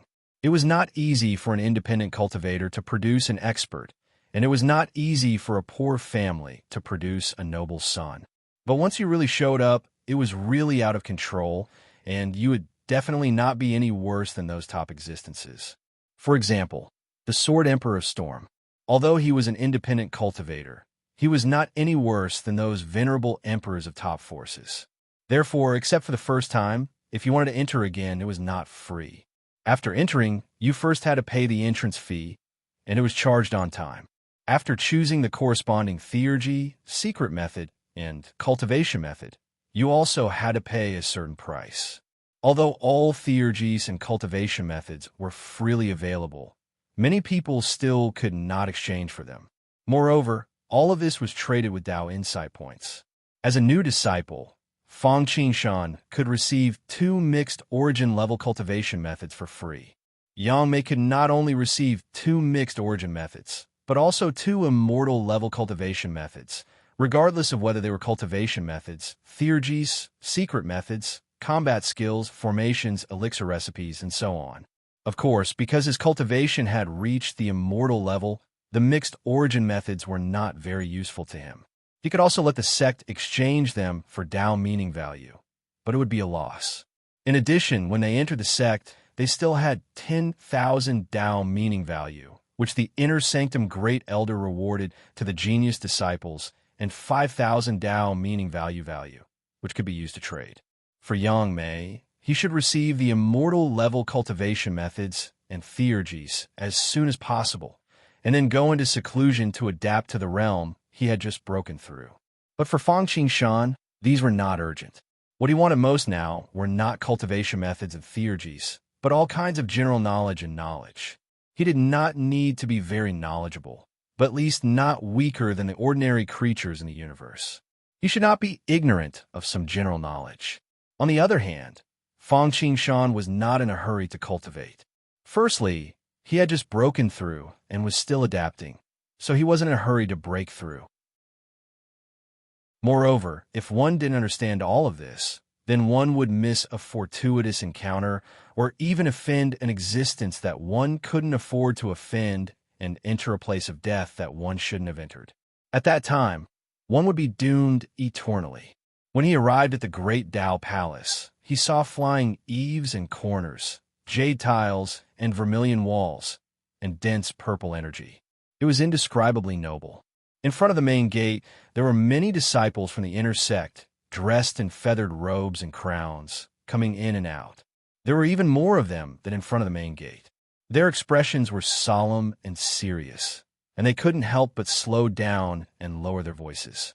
Most of these people were outer court disciples, and a small portion of them were inner court disciples. As for true disciples and above, unless there were special circumstances, it was very rare to see them. It wasn't because this place wasn't important to them. At their realm, they were at least at the late stage of a mortal realm.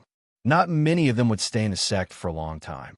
Most of them would wander in the immeasurable void, traveling to increase their knowledge or exploring the dangerous areas to find the good fortune. The strong didn't become strong through seclusion, but through fighting. From afar, Fang Qingshan descended and flew around the area of the Great Dao Palace. It wasn't just disrespectful, but more importantly, it was forbidden to fly there. He walked over slowly, and before he got close, a thick and ancient aura hit him in the face. There was also a faint fragrance. It was the fragrance of scrolls, the scent of wisdom. He walked up a flight of stairs that seemed to be made of bluestone, but it wasn't of a low grade. Soon, he arrived at the square in front of the Great Dao Palace. Seeing Fang Qingshan, most of the disciples stopped to greet him. These were all outer court disciples. As for the inner court disciples, they nodded in acknowledgement, but their eyes were curiously sizing up Fang Qingshan, this unfamiliar inner court disciple. To this, Fang Qingshan naturally returned their greetings.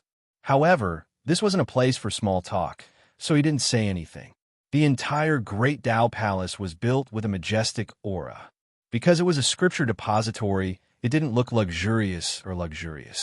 The 2 doors in front of him didn't use the Sumeru hiding mustard seed technique, but even if it was 1,000 feet high, it could still be easily entered.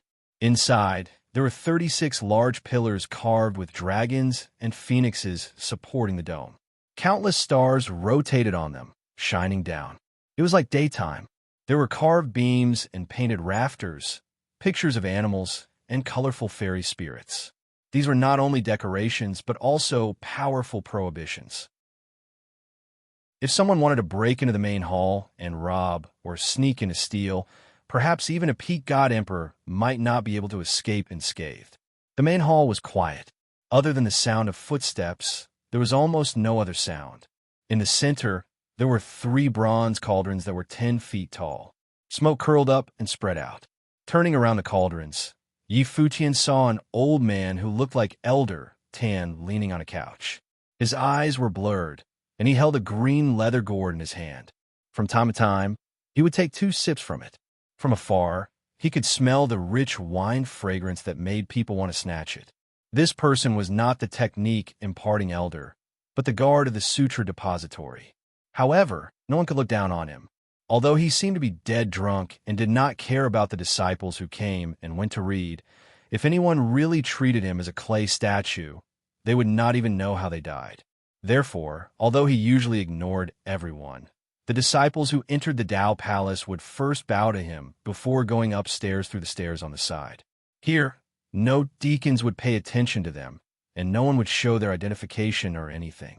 This was because there was no need to. This was the core of the Tao sect, and the uniform they wore was actually proof. Upon seeing this, Fang Qingshan naturally followed suit. After bowing to the old man, he walked toward the bookshelf on the side. Phew! Standing in front of the bookshelf, Fang Qingshan let out a long breath of turbid air. This will be my new starting point. It could be said that Fang Qingshan had exhausted all his foundation after breaking through to the peak of primordial chaos, and the timeless arc had advanced to the supremacy stage. It was not just visible and tangible resources like treasures of heaven and earth, but also knowledge, comprehension, cultivation techniques, and so on. Why did you want to join the Tao sect? It was not for anything else, but for the inheritance of orderly knowledge. It did not matter even if he did not have any cultivation techniques or divine powers, as they were created by predecessors. Since others could do it, Fang Qingshan was confident that he was not weaker than others. If they could do it, so could he. The premise was that he had enough accumulation. Otherwise, he would not even be able to create a mirage, let alone a pavilion in the air. Therefore, everything had to start from the first level. Chapter 1368. The first floor only contained cultivation methods, divine powers, and even some common knowledge and secrets below the chaotic element level. Therefore, it was really a vast ocean. Looking around, there were endless rows of bookshelves, and the books on the shelves were also one after another. This was really an ocean of books, as numerous as the grains of sand in the Ganges River.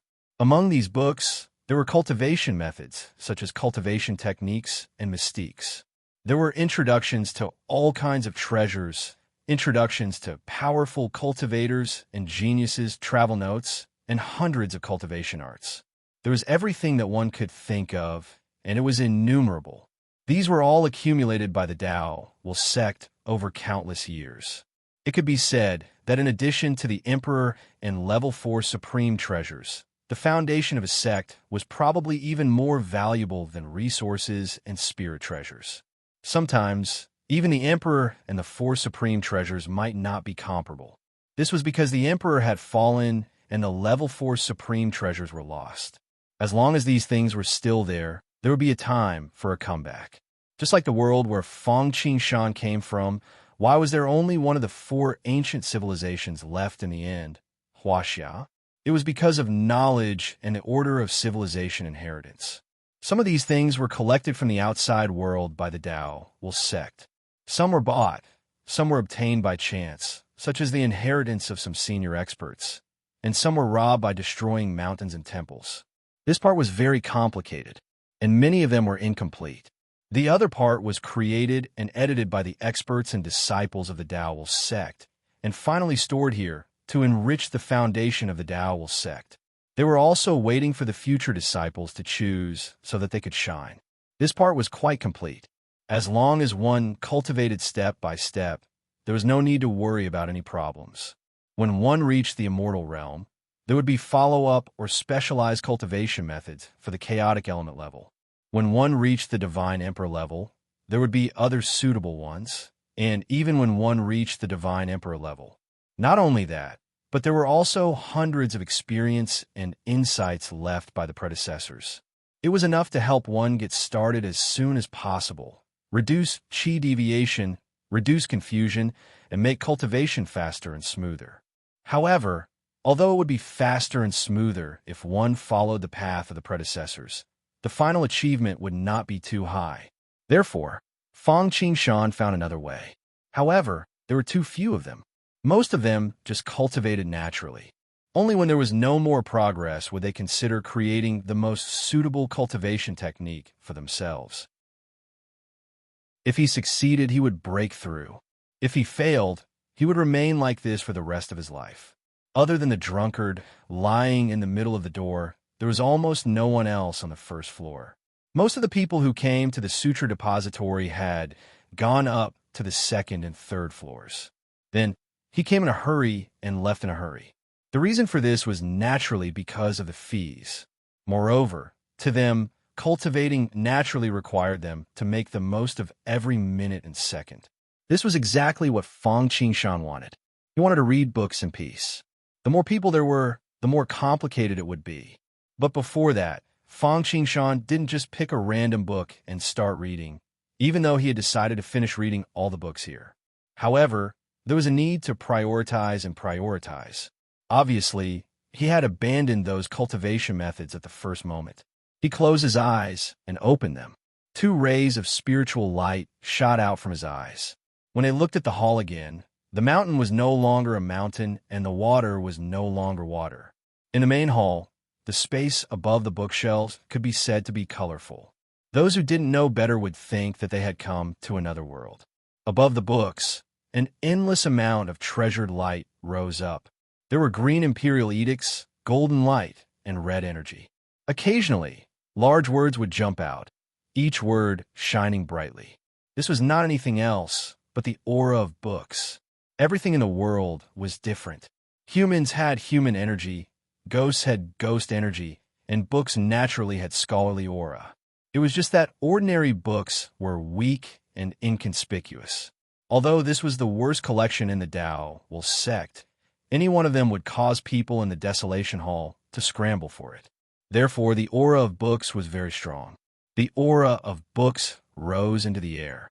Some evolved into the shape of a human, some into the shape of a beast, and some into the shape of a clan.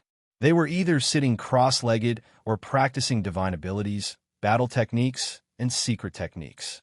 Some evolved into a landscape painting, a star map, and a boundless mortal world. After looking at it, it was as if all the worlds in the universe had entered into one's mind. Some evolved into spiritual flowers, spiritual herbs, and spiritual roots. Some evolved into holy beasts, divine beasts, and fierce beasts. There were too many for the eye to take in. The ones that evolved into living beings were basically cultivation techniques. The ones that sat cross-legged were cultivation techniques. The ones that practiced divine abilities and battle techniques were Tao defense techniques. The landscape paintings were travel notes and geographical records. The spiritual roots and spiritual beasts were natural treasures, and so on. For Fang Qingshan, the most important thing right now was naturally the history, origins, general knowledge, and secrets of the myriad worlds and the boundless void. Cultivation techniques and Tao protector techniques were secondary. After all, he had just broken through in his cultivation base, and he still needed to accumulate a bit more strength for his undying tribulation. Fang Qingshan first walked towards the books that had turned into rolling wheels. Those were the records of the history of the boundless void and the major events of the eras. Good heavens, just some of the simpler ones would take more than 10 bookshelves to fit. There were at least tens of thousands of books. Fang Qingshan took a book and sat down cross-legged. He started reading, and his nose was filled with the smell of books. He was highly focused. Primordial chaos is broken, the void is formed, and the infinite worlds are born. The first sentence of the book pointed out the origins of the myriad worlds in the heavens. Just like how desolation broke through the primal chaos, the infinite worlds appeared because of the primordial chaos world. Although it was just one sentence, it still caused Feng Qingshan's heart to surge with emotions and thoughts. Primordial chaos world. Other people might not have seen it, and even most god emperors might not have seen it. However, Feng Qingshan had seen it before. Moreover, he had seen it more than once. He had even gone there himself. After all, the place where the everlasting lotus was located was where the primordial chaos world was. After a long while, Feng Qingshan collected his thoughts. He took a deep breath and calmed his mind. Then, without raising his head, he eagerly absorbed the knowledge inside. This new kid is not bad. Just as Feng Qingshan was immersed in the sea of knowledge in the hall, the drunken elder glanced at him and nodded to himself. For so many years, regardless of whether it was the outer sect, inner sect, or true lineage disciples, they would all head upstairs when they arrived at the Great Path Palace. Even those would cost money. As for these free items, no one cared about them, even though they were placed here. Feng Qingshan rarely saw this, and he is the master of the timeless Arkansas. Not bad. We finally accepted a talented one. As long as he grows up, he will be a pillar of our Tao sect. As he spoke, the old man revealed a smile. He stopped paying attention to Feng Qingshan, took a sip of wine, and floated. Chapter 1369. Just as the old man glanced at Feng Qingshan, who was immersed in the sea of knowledge, did not react at all. Just like when he was sized up by Old Tan earlier, even the mystical abilities and supreme treasures in his body seemed to have disappeared, and there was no reaction at all. After all, the difference in cultivation between Feng Qingshan and them was too great. At this time, these supreme treasures were all shrinking on their own, not to mention helping Feng Qingshan cover up. The hall was quiet, and from time to time, the rustling sound of books being flipped could be heard. Feng Qingshan read very quickly, and 10 lines at a glance was not enough to describe it. Not long after, he finished reading the book. Without any pause, he immediately picked up another book and continued reading. One book after another, one grid after another, and one shelf after another. Of course, he was not gulping it down, nor was it because he liked to read and did not seek to understand. Instead, it was because his essence soul was powerful and he had a photographic memory. As Feng Qingshan continued to read, new collections appeared in Feng Qingshan's Sutra Pavilion in the timeless Arkansas. As long as Feng Qingshan had read it and did not have it in the Sutra Pavilion, it would automatically be collected here. This was also Feng Qingshan's foundation. Even if he left the Tao sect in the future, as long as his cultivation was sufficient, he could instantly establish a large force and spend thousands of years to recruit a group of disciples. As long as they grew up, they would be as stable as Mount Tai. Unlike other powerhouses who struggled to support themselves, it was like a pavilion in the air. Without a few or even dozens of generations of disciples continuously perfecting themselves, it would be impossible to get rid of the suspicion of being a nouveau riche. Once the pillar of support collapsed, the force would instantly disappear, and it would be wishful thinking to want to rise again. Of course, there were 50 great Taos, 49 heavenly evolutions, and a chance of survival. There were exceptions. However, there were very few of them. In addition, with the Sutra Depository, Feng Qingshan could not only cultivate his own experts, but he could also help the ruins market attract and retain customers. Of course, Feng Qingshan was placed in the Sutra Depository. In other words, other people who could exchange for the manuals in the Sutra Depository were all ordinary people. Even if there were profound manuals, there would not be anything unique to the Tao sect. As for these profound ones, other than Feng Qingshan's other fortuitous encounters, they were actually deduced from other techniques in the Sutra Repository and changed. Yes, the Scripture Depository had another function, which was to perfect incomplete cultivation methods and deduce new ones. It was just that it consumed a lot of energy. The reason why the Tao Will Sect's unique technique did not appear was actually very simple. After all, he was now a disciple of the Tao Will Sect. He should not forget the person who dug the well when he was in trouble. He could not return kindness with enmity and harm others for his own benefit. He couldn't get over his own conscience.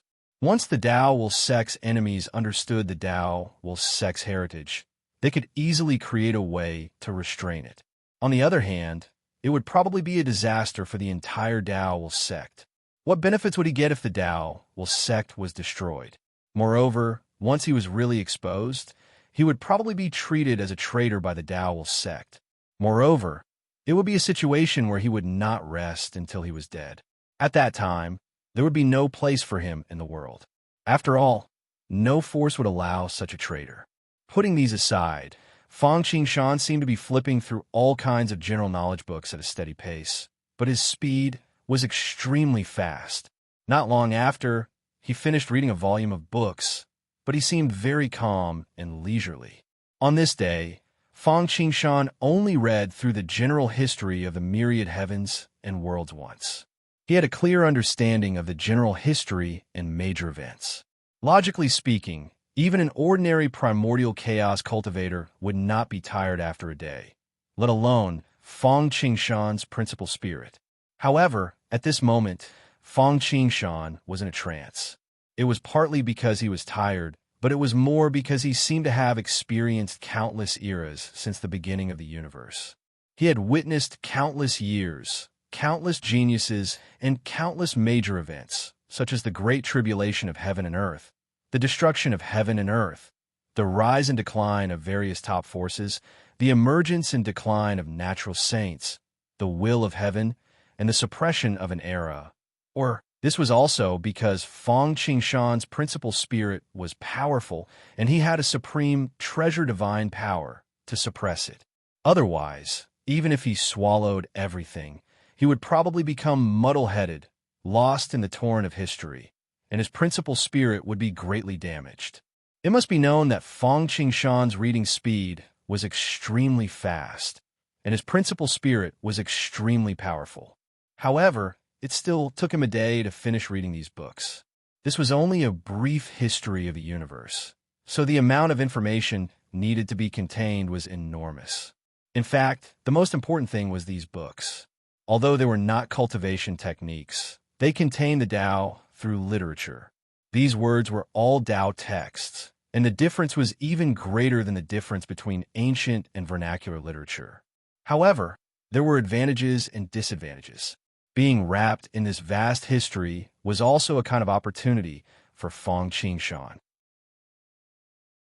Refining the heart of the red dust. Entering the world. After many people cultivated to a certain level, they like to wander around everywhere and witness the boundless world of mortals. They often heard that they met some seniors who played in the world of mortals and obtained opportunities. In fact, these people just wanted to use the power of all living beings to polish their Tao heart and their cultivation. Although the boundless world of mortals was not bad, it was only for a moment. How could one lifetime compare to countless eras, like the torrent of history in the river of time and space? Of course, this was only possible for people like Fang Qingshan who knew nothing about the universe. Others were influenced by what they saw and heard since they were young, so they would not have such a situation. For a moment, Fang Qingshan naturally sat cross-legged and formed a seal with both hands, forming the Great Path Green Lotus Seal. In his mind, he naturally visualized a 30-second rank Great Path Green Lotus that could suppress the chaotic world, and an imperceptible touch of eternal Tao spread out from his body. He fell into a state where he seemed to be asleep, yet not asleep, awake, yet not awake. His eyes were half open and half closed, and he seemed to be half real and half illusory. In the center of the hall, Elder Zhe, who had been drinking wine and taking a nap, suddenly opened his eyes. He sat up straight and locked his gaze on Fang Qingshan. A trace of shock flashed in his eyes.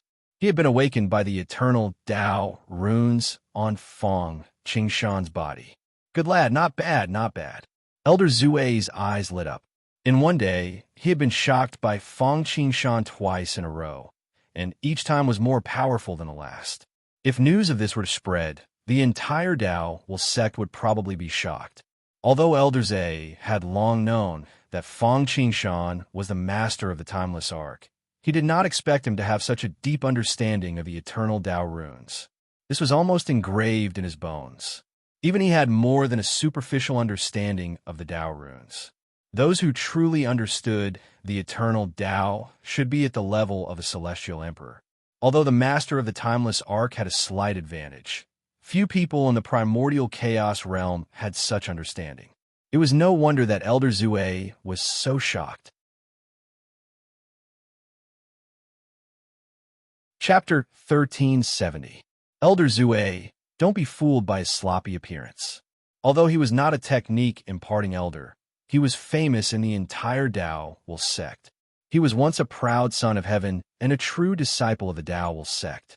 He could compete for the position of sect master and was even better than Jiang Overlord. After all, the environment in which he grew up was when the Dao Will sect was at its peak. The reason why he was in the Sutra Pavilion was because he was punished. Although he was good at everything, he liked to drink. Moreover, he was a wanton and unrestrained person who adapted to his circumstances. Therefore, although he was talented, he did not fight for the position of the sect master or an elder with real power. Instead, he became an ordinary elder, and his cultivation was only at the God-Emperor realm. However, no one looked down on him. While his progress was not fast, it was not slow either. More importantly, he was steady and had a strong foundation. Even an ordinary peak deity emperor might not be able to match him. In the Tower of Titles, he even obtained a blue title from the divine Emperor Steel. Therefore, his status in the Dao Will school was not low. Otherwise, he would not have dared to come to such an important place like the Sutra Pavilion and continue to sleep and drink as if nothing had happened. Therefore, if people knew that he had been alarmed by Fang Qingshan, and twice at that, the entire Dao Will school would be shocked. To Elder Zhe, the reason why he was alarmed was because rare things were precious. After all, most people who entered the Sutra Pavilion would want to hide in the books and techniques. Even if there were a few people who came to the first floor, they would be searching in a specific direction. Only Fang Qingshan, who seemed to be very free, was actually reading the history of the heavens. However, it was just a novelty. This was also because he was the master of the timeless Arkansas. Otherwise, he would not have attracted Elder Zue's attention. It was the last time that truly shocked him. He did not expect Fang Qingshan to be so talented. Just by reading the history of the heavens, he was able to enter a state of enlightenment, cleansing his mind and cultivation. More importantly, his entire body was filled with eternal Taoist rhyme. Although it was easier for the Lord of the Timeless Arc to comprehend the eternal Tao, it wasn't as if he hadn't seen other lords of the Timeless Arkansas. Even the Lord of the Timeless Arc at Immortal Realm or the Lord of the Timeless Arc at God King Realm might not comprehend it as deeply as he did. However, if he knew that Fang Qingshan wasn't born and raised in the myriad of worlds, he probably wouldn't be so shocked. However, for Fang Qingshan to be able to do this, it was already very good. After all, if it were Yang Mei, he might not be able to do this. This required him to be faithful to the very end, to read through the entire history. His primordial spirit needed to be powerful. Not just look, but also understand. What a blessing to the Dao Will sect. Elder Zue quickly withdrew his gaze. Just like Elder Tan, although Fang Qingshan wasn't bad right now, his cultivation was still too low. He couldn't control the overall situation. However, to have such a heaven's favorite in the sect was indeed something to be happy about. Although the old ancestor had perished and Old Tan had stopped at the peak of the God Emperor realm, the old ancestor was still alive. However, the Dao Will sect was still thriving. There was Elder Zue's generation before, Jiang Overlord's generation after, and now, Fang Qingshan's generation had grown up. This was the order of inheritance and opening up the future. Even if the Dao Will sect's old ancestor had fallen, they could still maintain the situation with the help of these few generations. As long as the leader of the sect's revival appeared, the Dao Will sect would definitely prosper again. Although it will still take time for him to grow up, I could train him a little and give him some resources to speed up his growth. Elder Zue thought as he took a sip of wine. As for what Elder Zue was thinking, Fang Qingshan obviously didn't know. If he knew, he would probably be happy. Because his purple title was too eye-catching, he didn't expose himself and didn't receive the sect's resources. However, this didn't mean that he didn't like resources. Elder Zhe was a high-level god emperor and a heaven's favorite who had the potential to become a venerable emperor. If he decided to give him resources, even the smallest mosquito was meat. At this moment, Fang Qingshan was in a trance, and his Yuan Shun was wandering in the illusory torrent of history. From the beginning of the universe, there were thousands of races, gods and demons and fierce beasts, to the establishment of sects, and from ancient times to medieval times to the present. There were Taoists, Buddhas, demons, evil, ghosts. There were venerable emperors, endless tribulations, and natural and man-made disasters. At this moment, it seemed like the history of the entire universe was replaying. It was close at hand and within reach. Although Fang Qingshan seemed to be wandering in the universe, his Yuan Shun was still clear, and he seized the time to sense this indescribable, spectacular scene. He originally just wanted to increase his knowledge and accumulate some resources. He didn't expect to get such benefits. Naturally, he wouldn't let go of any. For a moment, as his knowledge increased bit by bit, indescribable mysteries appeared on Fang Qingshan's body, and his aura also became deep, simple, heavy, and unpredictable. His Taoist heart was polished, and his cultivation also improved slightly. After all, he had almost reached his limit after the eternal blessing, and there was no more room for improvement. He didn't expect to see signs of breaking through his limit, and even the eternal Taoist rhyme had improved. This was really worthy of celebration. Although the fortuitous encounter this time did not lie in the cultivation technique or the mystical ability, it was still the great Tao. The reason why Fang Qingshan felt tired and the reason why he manifested the torrent of history was because the book contained the Tao rhythm. For Fang Qingshan, this was an opportunity that was no less than the eternal blessing. At this moment, he was in a mysterious state, wandering in the gap of time and space, watching the development of the universe as a bystander. Although he couldn't change anything, and he couldn't even control his own actions, having such an experience was enough to make people jealous. In this mysterious state, his mind was extraordinarily agile, and his Yuan Shun shone brightly. There was an aura of wisdom, dignity, grace, and depth being emitted. A halo of light appeared behind his head, illuminating the ages, and a divine flame illuminated the ages.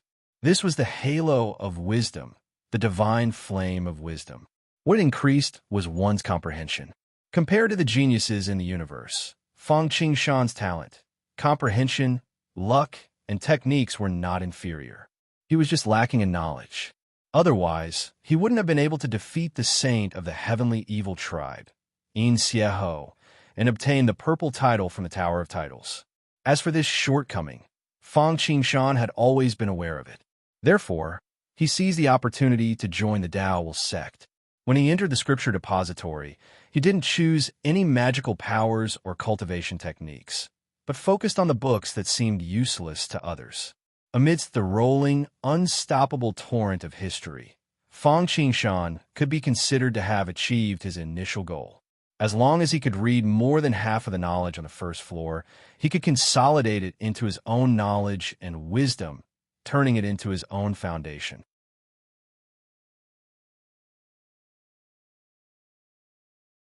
Chapter 1371. If Fang Qingshan wanted to look through more than half of the collections on the first floor, it would not be something that could be done in a day. After all, the entire first floor had a huge collection that was as vast as the ocean. Even excluding those cultivation methods, it would take a lot of effort for Fang Qingshan to finish reading. After all, these books were not ordinary books, but books that contain the Tao. If they were ordinary books, not to mention the entire first floor, even if it was 10 times or 100 times more, Fong Qingshan would be able to finish reading them in an instant. After all, for cultivators, not to mention reading 10 lines at a glance, they could even read 1,000 thoughts at a time.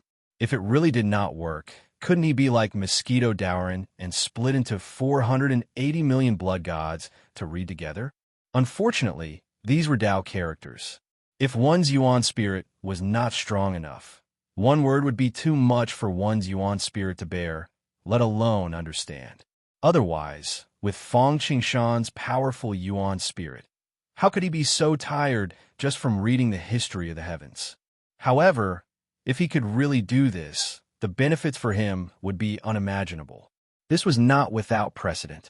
The Yellow Dress Temple had 3,000 Taoist scriptures to comprehend 9 As long as he could do this, Fong Qingshan believed that if he cultivated all kinds of techniques and deduced the Tao proving heaven's method of the immortal realm, his future cultivation would be 10 times or even 100 times faster. The days slowly passed as Fong Qingshan traveled between the Great Tao Palace and Life and Death Island. Ever since Fong Qingshan coincidentally triggered the torrent of history to cleanse his Yuan spirit and Tao heart, Fong Qingshan did not continue to stay in the Great Tao Palace. Tension and relaxation were the Tao of literature and martial arts. This was because his Yuan spirit was strong and he had experienced the eternal blessing many times. He was used to it, plus he had the Great Tao Green Lotus visualization, painting, and spirit pills that could recover Yuan spirit. Otherwise, although there were many benefits to cleansing the Yuan spirit, he would not be able to recover without resting for 3 to 5 years.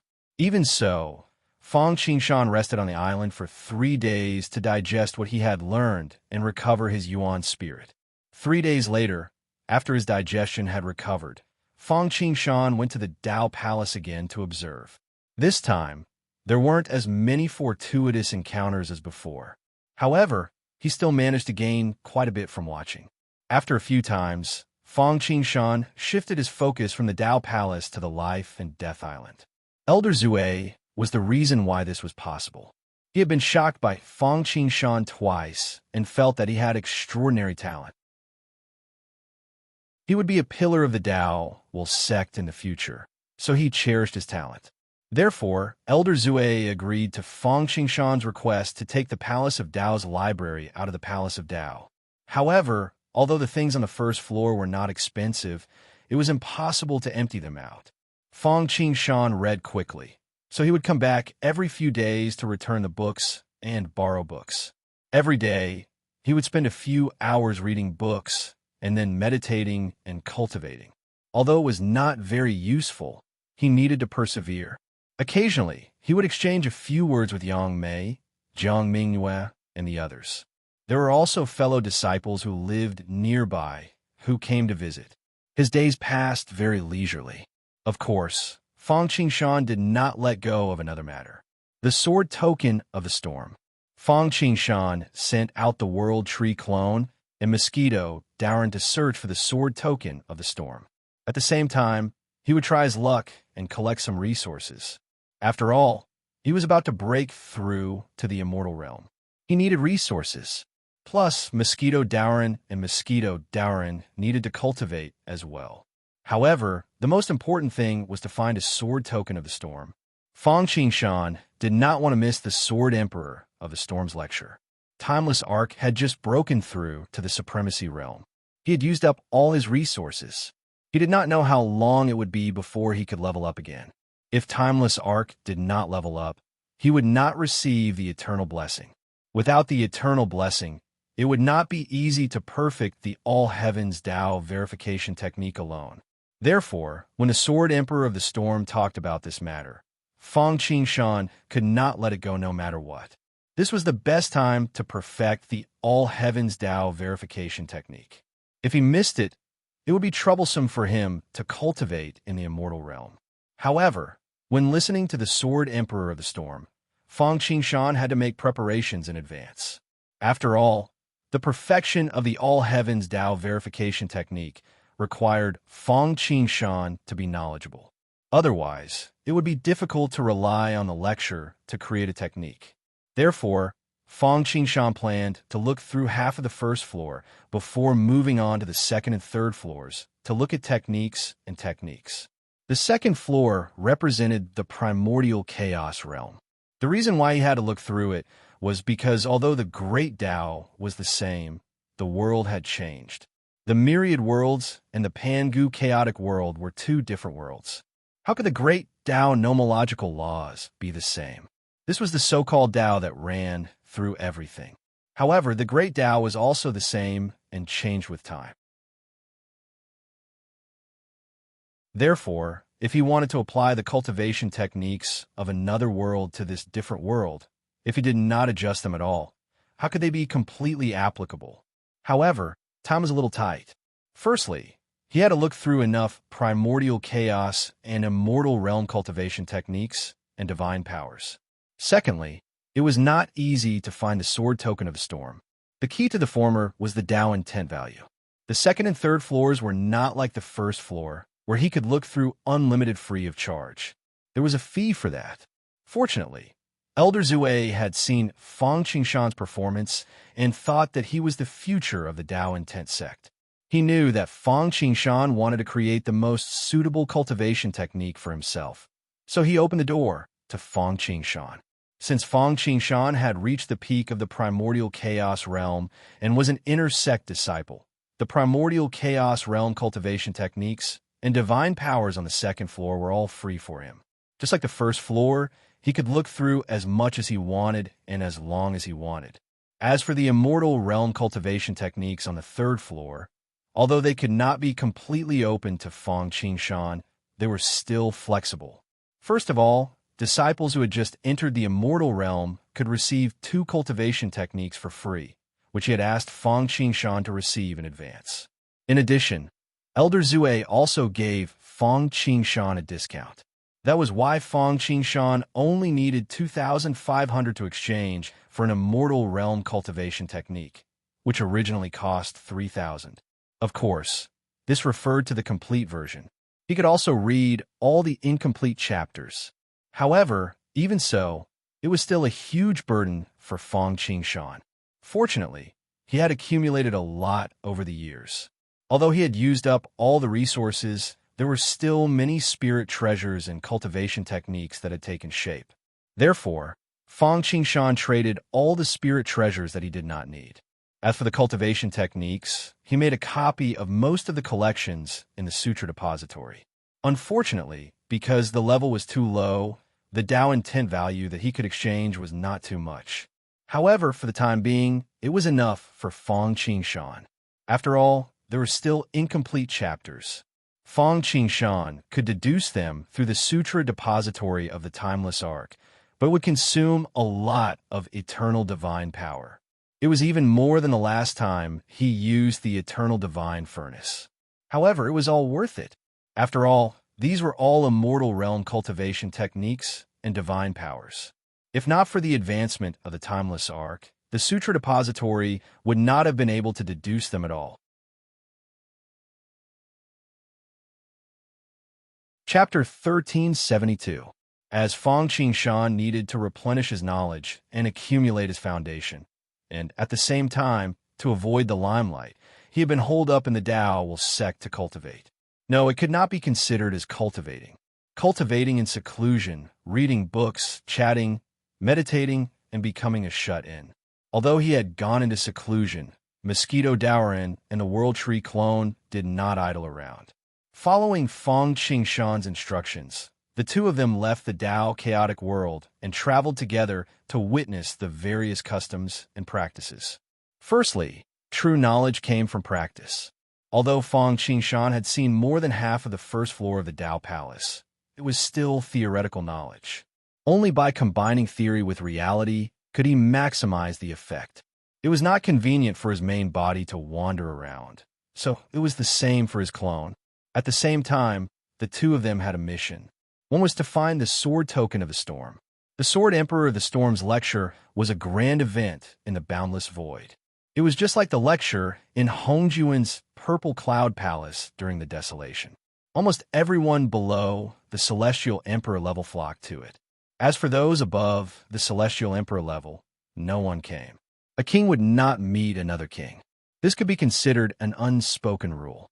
Firstly, they might not be weaker than others. Secondly, they might not be embarrassed. Previously, when Fang Qingshan received the eternal blessing, he did not make sufficient preparations. In order to strengthen his foundation, he missed the perfect opportunity to perfect the immortal chapter of the All Heavens Tao verification technique. Therefore, he had to grasp this rare opportunity. There were only two ways to head to Fuyuan Mountain to listen to the lecture. Firstly, Fuyuan Mountain happened to appear nearby, and one could enter without the sword token of the storm. However, this method depended on luck. Moreover, it was like a pie falling from the sky, the luck of treasures naturally coming to one's doorstep. The other way was the sword token of the storm. With this treasure, no matter where one was in the universe, as long as one crushed the token, they would be teleported to Fuyuan Mountain. Every time 100 years before the lecture, there would be 8,100 sword tokens of the storm. As long as one was blessed, they would be able to get them. Although this also depended on luck, it was much better than the previous method. Other than the Storm Sword token, Mosquito Dowrin and the World Tree Avatar had another mission. The first was to plunder resources. Timeless Ark's breakthrough to supremacy had really depleted Fang Qingshan's hidden treasure world completely. Next, whether it was Mosquito Dowrin, the World Tree clone, or even Fang Qingshan's cultivation to break through to the immortal realm or the Timeless Ark, they all required resources. If they did not accumulate more resources, not to mention Fang Qingshan, even their cultivation would become a problem. Although he could rely on meditation and cultivation, the speed was like someone who was used to taking high-speed trains. How could he enjoy a carriage? Then, he had to work hard to improve his cultivation. Now that the Timeless Ark had broken through to the Supremacy Realm, Fang Qingshan's cultivation level had reached the peak Primordial Chaos Realm, and he could break through to the Immortal Realm at any time. What about Mosquito Dowrin and the World Tree clone? Their cultivation levels had not even reached the peak Primordial Chaos Realm. As clones, the gap between them and their original bodies was getting bigger and bigger, which was not a good thing. Therefore, working hard to improve their cultivation level was put on the agenda. However, now that the resources were gone, there would not be any good results if they worked behind closed doors. Therefore, the two of them could only travel the heavens and try their luck. However, for the sake of their safety, Fang Qingshan handed the Timeless Ark to them. As long as they did not venture into those dangerous places and high-level danger zones, and did not encounter experts above the late-stage Primordial Chaos Realm, their safety should not be a problem. Although they had the Timeless Ark, it was only a life-saving trump card for the two of them. If they relied on the Timeless Ark for everything, it would not have the effect of training. On the other hand, even with the Timeless Ark, they could not go too far away. Therefore, although they said they were traveling the heavens, they were actually wandering around the Tao chaotic world. However, this range was large enough. For the mission of Mosquito Dowrin and the World Tree clone, there was no need to talk about the Sword Storm token. There was no need to talk about the Windstorm Sword token. It really depended on luck. Although the chances seemed to be much higher than having the Fuyuan Mountain appear by their side. One had to know how vast the infinite void was in the universe, and there were not even 10,000 Sword Storm tokens. Even if they were spread out, the chances were probably not much higher than the previous one. On the other hand, breaking through their cultivation level and accumulating resources was neither difficult nor easy. It was difficult because Fang Qingshan's original body had already broken through to the peak Primordial Chaos Realm and had a certain understanding of the Immortal Realm. There were no obstacles for them to break through. As long as the resources kept up, the breakthrough would be a matter of course. Moreover, for Mosquito Dowrin, there were no bottlenecks for his breakthrough at all. It would be fine as long as he had enough good resources. Therefore, in the end, it was still about resources. The easiest way to obtain resources was naturally to rob.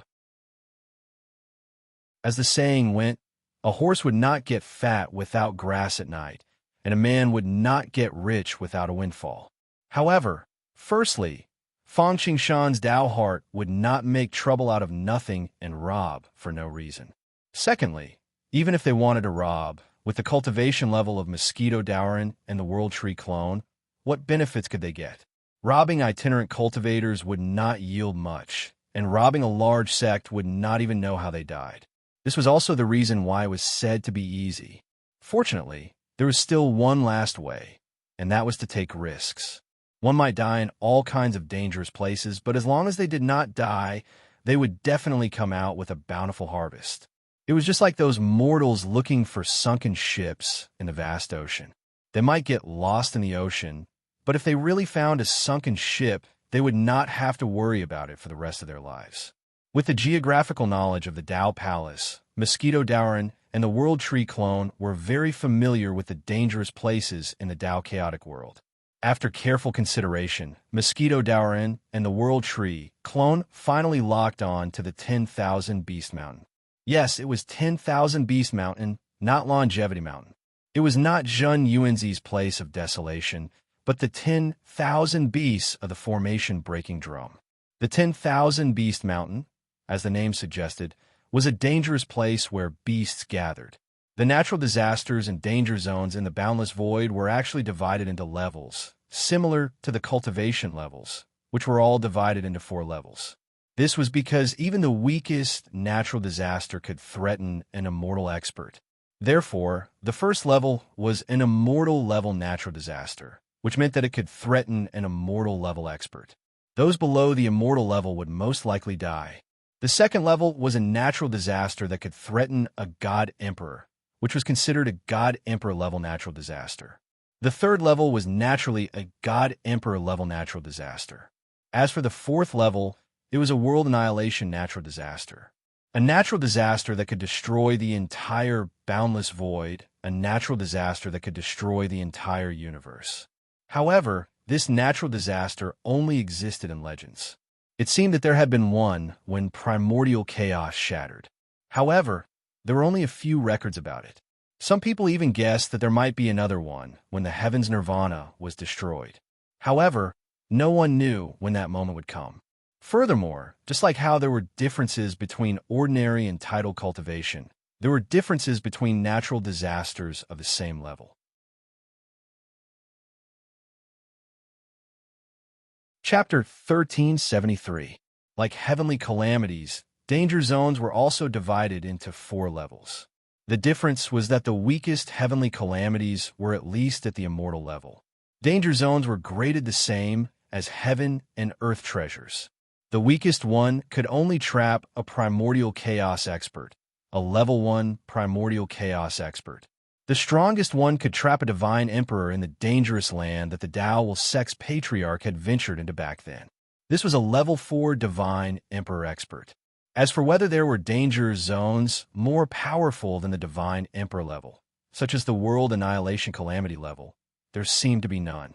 Even the top divine emperor level danger zone, the emperor battlefield, had not reached the world annihilation calamity level.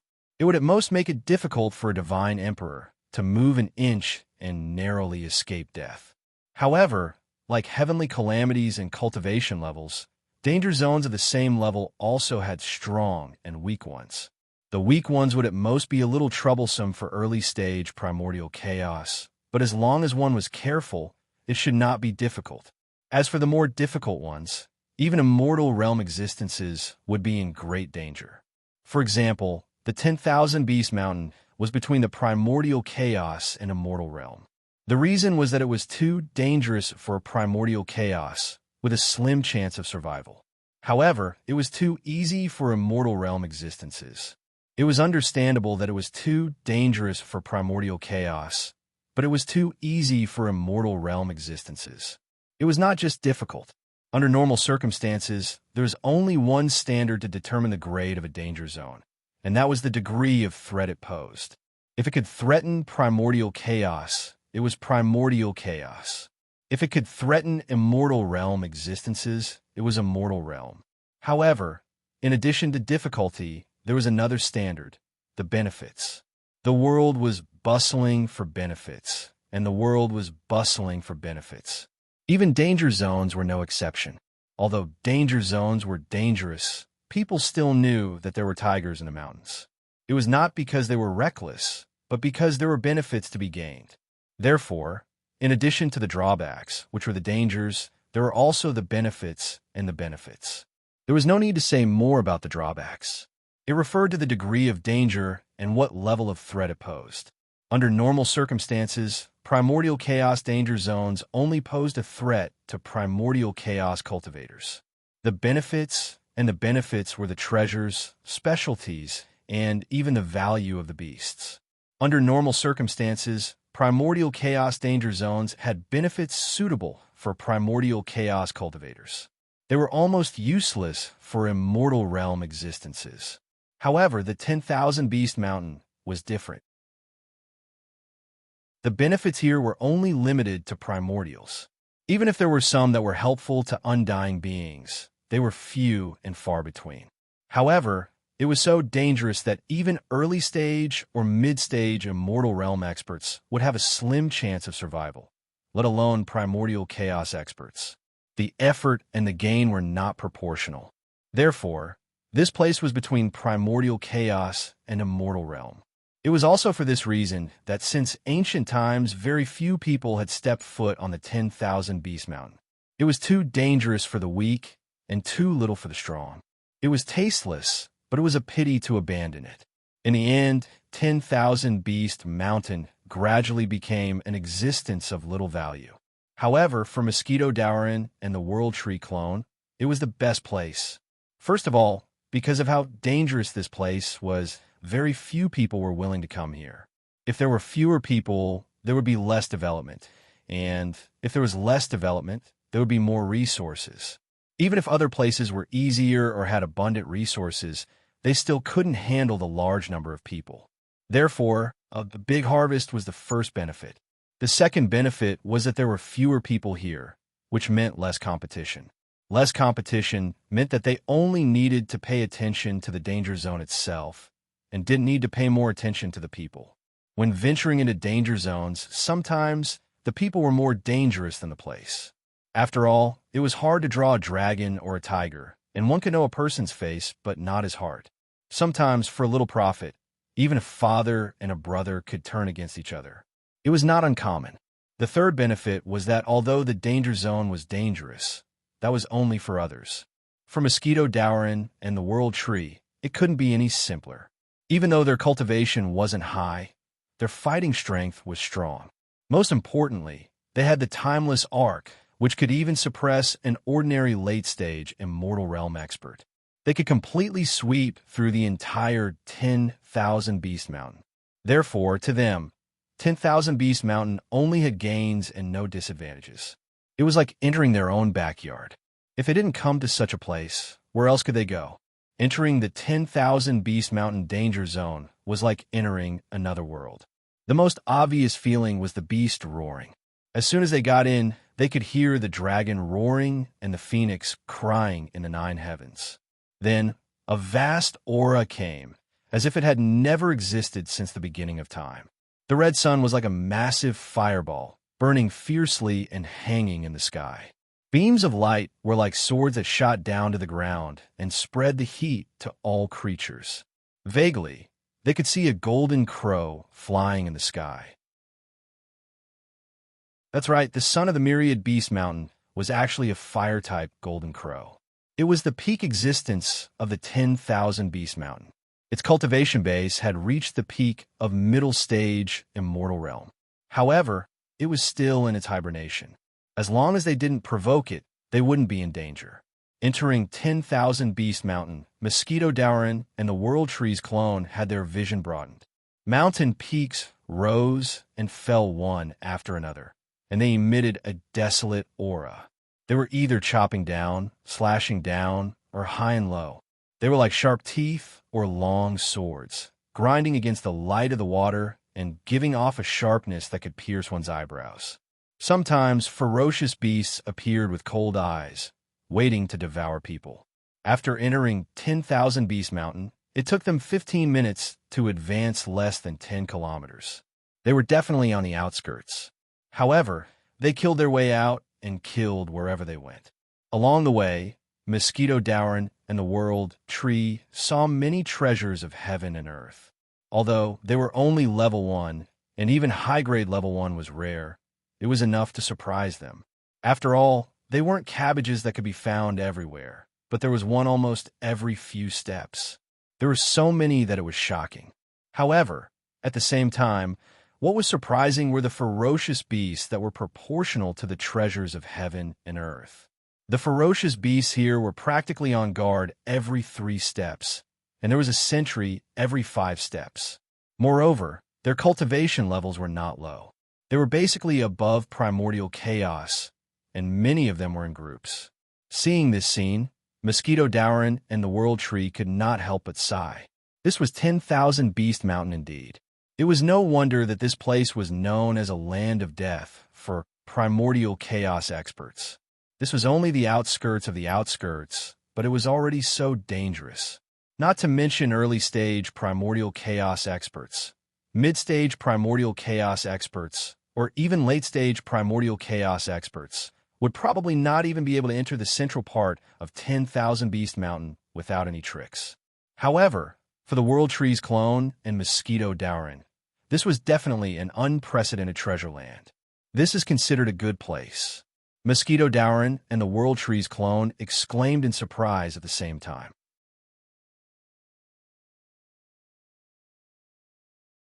Chapter 1374. To Mosquito Dowrin and the World Tree clone, the 10,000 Beast Mountain was filled with treasures. To the World Tree clone, those natural treasures were naturally the most important. After all, it was not only the indomitable World Tree that could accommodate thousands of great Tao, but it was also the ancestor tree of heaven and earth, the source of all wood. Under normal circumstances, there were 2 ways for the World Tree clone to advance. One was to build a world and use it to advance. For example, when the desolation world he had created reached the peak, he could break through to the primordial chaos realm and break through to the chaotic world to reach the immortal realm. However, this method required him to comprehend hundreds and thousands of heaven-earth laws, and he could not stop there. At least, he had to improve a small part of it to a certain depth. The other method was actually to walk the wood Great Tao and gather all the spirit plants in the world. He could also improve himself. This method was simpler than the previous one, but it required him to collect all kinds of different types, levels, and spirit plants. Usually, there was no such opportunity. Now that there were so many treasures all over the mountain, wasn't it the best thing to advance? Moreover, these things could not only be used to improve one's cultivation, but they could also be used to enrich one's foundation. As for Mosquito Dowrin, it did not matter what it was. He would not reject anything, be it living beings or inanimate objects. As long as they contained origin energy, as long as he devoured them, they could become resources for his breakthrough. However, considering that it would be a waste of natural resources, those ferocious beasts were his food. After all, if he devoured all the treasures, the gains would not make up for the losses, and the benefits would not be maximized. After wandering around the mountain for a while and familiarizing themselves with the environment, the 2 of them seemed a little impatient. After all, with so many good things in front of them, they would be letting themselves down if they did not eat them. Appear, Taoist one let out a soft roar. In an instant, a dark red blood light shot into the sky. In an instant, it turned into a sea of blood. In an instant, the entire sky outside the 10,000 Beast Mountain seemed to darken. Even the light of the golden crow seemed to be covered. A creature that looked like a mosquito yet not a mosquito, like a flood dragon yet not a flood dragon, appeared in midair, turning into a demonic blood-red crescent moon. Boundless blood-red light poured down in torrents, giving people an eerie and creepy feeling. It illuminated the entire world with a layer of startling scarlet. There was no other color. Bloody, cold, frightening, boundless, vicious, ancient. At this moment, the entire 10,000 Beast Mountain seemed to be able to smell an extremely ferocious aura. It was as if all the slaughter in the world was condensing here and materializing. It was as if he could still hear the unending cries of an unknown war. Roar! It seemed to have been startled by Mosquito Dowrin's aura. It was as if the entire 10,000 Beast Mountain had come to life. 1, 2, 3. Hundreds to thousands of vicious beasts released their auras, manifesting irregular scenes, confronting Mosquito Dowrin as equals. In response, Mosquito Dowrin shrugged and completely ignored it, minding his own business. In the sea of blood, 1, 2, 3, countless illusory blood-red creatures that were exactly the same as Mosquito Dowrin appeared. These were not Azuras, nor were they anything else. They were the blood gods condensed by Taoist one's intrinsic mystical ability. Logically speaking, when Mosquito Dowrin had not broken through to primordial chaos, he could already condense 480 million blood gods. He should be able to condense more now. However, he should be able to condense more clones now. Not only did the number of clones not increase, but there were even fewer of them. At a glance, it was clear that Mosquito Dowrin had only condensed 81 blood gods. It was not that he could not do it, but it was because quality was more important than quantity. The more blood gods condensed, the lower the strength of the blood gods. If he condensed 480 million, he might not even have 1% of Mosquito Dowrin's strength. Even Mosquito Dowrin did not dare to say that he did not have to worry when he walked in the 10,000 Beast Mountain. What was the point of having such blood gods? Even if they were talented, they might not be able to penetrate the skin of these primordial chaos, ferocious beasts. Therefore, it was just right for him to condense 81 blood gods. Every blood god had about the 5th stage of Mosquito Dowrin's strength. Coupled with his WRM Mosquito Sting talent, no one below the late-stage primordial chaos could be a match for him, be it in a one-on-one fight or a group attack. Not only was Taoist one moving, but the World Tree clone did not stop either. Mosquito Dowrin manifested the sea of blood and released the blood gods. The World Tree clone directly manifested its main body and took root on the 10,000 Beast Mountain. For a moment, an indomitable ancient tree soared into the sky. It was straight but not crooked, huge but not ancient. It had a dragon-scaled crane cloak, thousands of tassels, and a crown. It was so tall that the top could not be seen. The branches were lush, and countless Tao runes were engraved on it. From afar, thousands of trees worshipped it, and a faint fragrance filled the air. The wind blew, and there was a faint sound of heaven. Wherever Mosquito Dowrin's blood gods attacked, the World Tree clone's roots would extend there. It extended there to assist Mosquito Dowrin.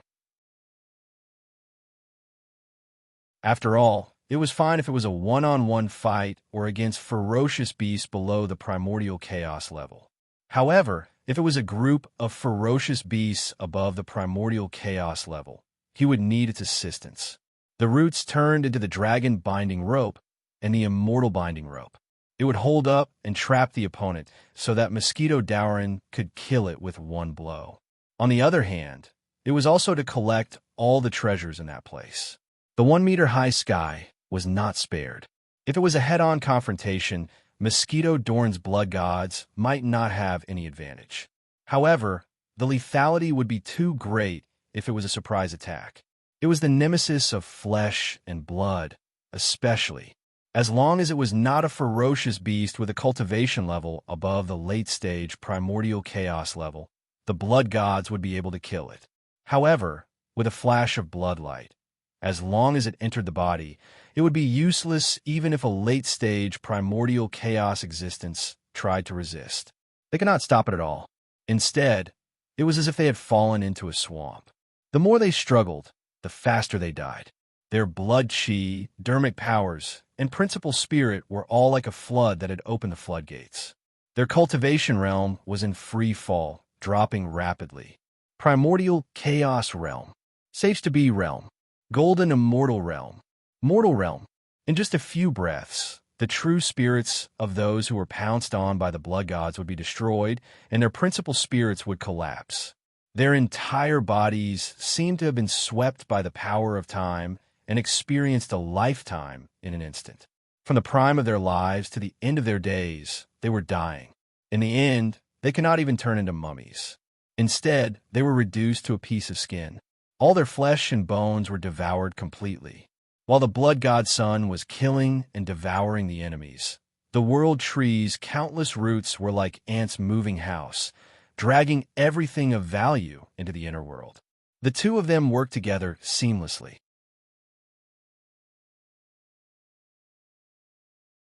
Chapter 1375. The World Tree clone was in charge of trapping, while the Blood God was in charge of killing. You wouldn't know when a vine would extend from the ground and wrap around you so tightly that you wouldn't be able to struggle at all. It wasn't just trapping. The World Tree could also use poison and paralysis. After all, the World Tao he cultivated included the Tao of poison. For example, the law of wood itself was poisonous.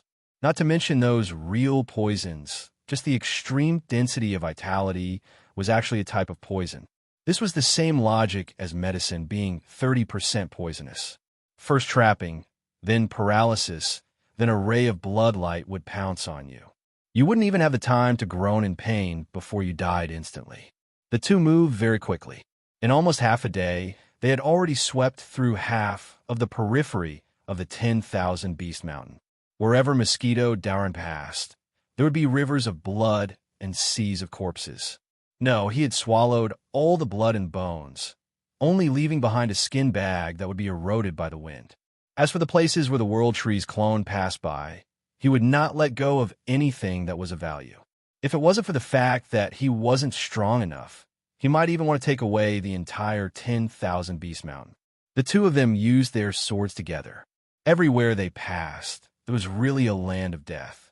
Not only were there no living beings, but the ground was also full of potholes as if it had encountered an apocalyptic disaster.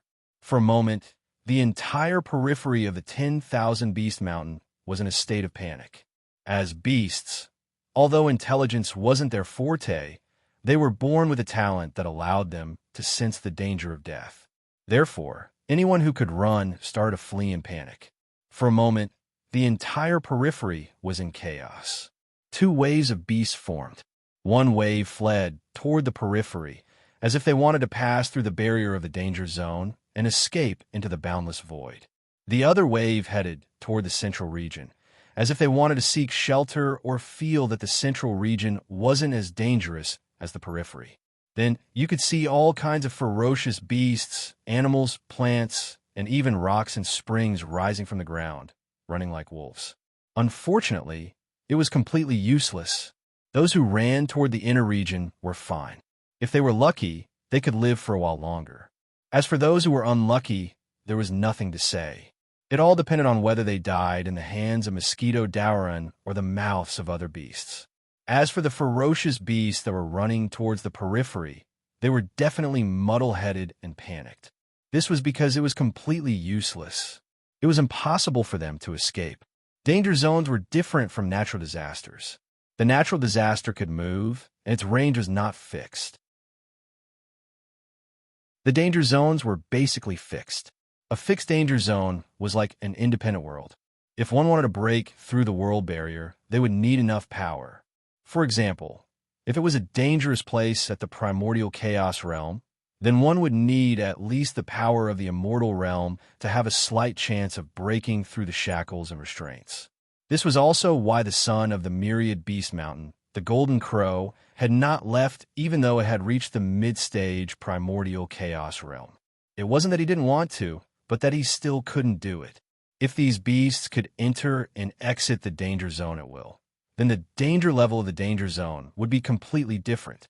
Putting that aside, although Mosquito Dauran and the World Tree Avatar were causing a huge commotion in the periphery, looking like they were going to kill them all, the World Tree Avatar and the World Tree Avatar did not dare to attack them. Not to mention the central region. Even the core region was alarmed. However, alarmed was alarmed, just like how Mosquito Dauran had manifested the Blood Sea previously. However, there was no substantial action. As ferocious beasts, they believed in the survival of the fittest. In their opinion, the current movements in the periphery were nothing more than a bloody storm that an overlord had to go through in order to rise. Moreover, it did not concern them, so they did not care. The most important thing was that this was the periphery. Only the periphery, and the benefits were just that little. The others did not care about it at all. They might even mock Mosquito Dowrin for being a nouveau riche and losing face. Of course, the most important thing was actually Mosquito Doran's identity. He was also a ferocious beast. No matter how much trouble he caused, he would only break his arms and fold them inwards.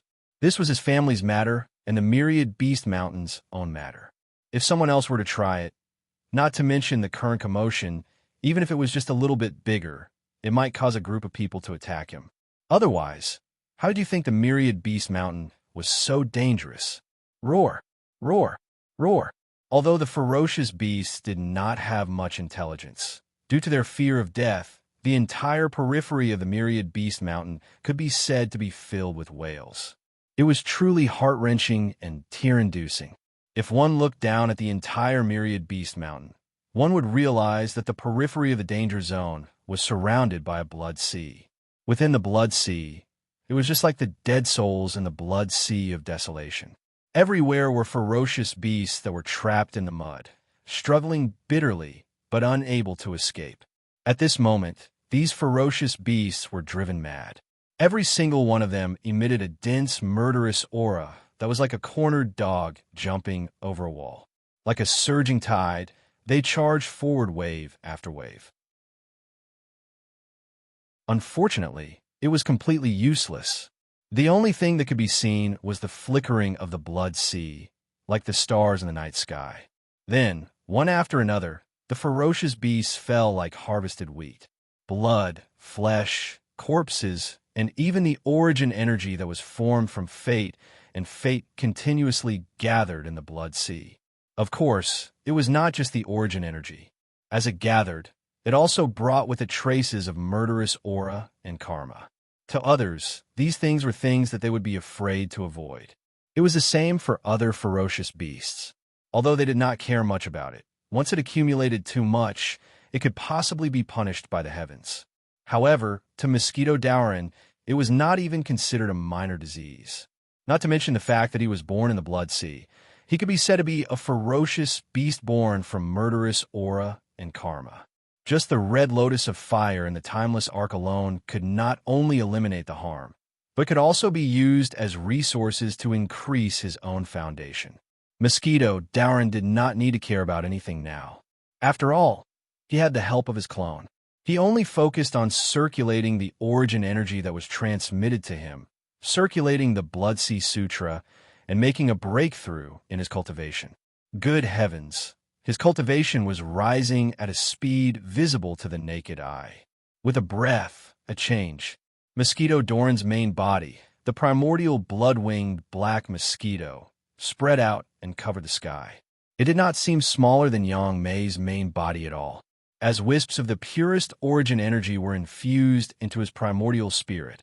A dark red color appeared on his black body, flickering with a beautiful light. There were also many mysterious, ancient, and abstruse patterns outlined on it. It was as if it had been nurtured by the heavens and the earth. It was as if it was the manifestation of the great path's origin energy. It was like the meridians in a living creature's body, giving off a feeling of life. The more it devoured, the hungrier it became. Its entire body gave off an aura as if it wanted to devour the world at any time. Its aura naturally became stronger and stronger, although it could not compare to the feeling of 100 years in an instant from the eternal blessing. It was almost 100 years in a day.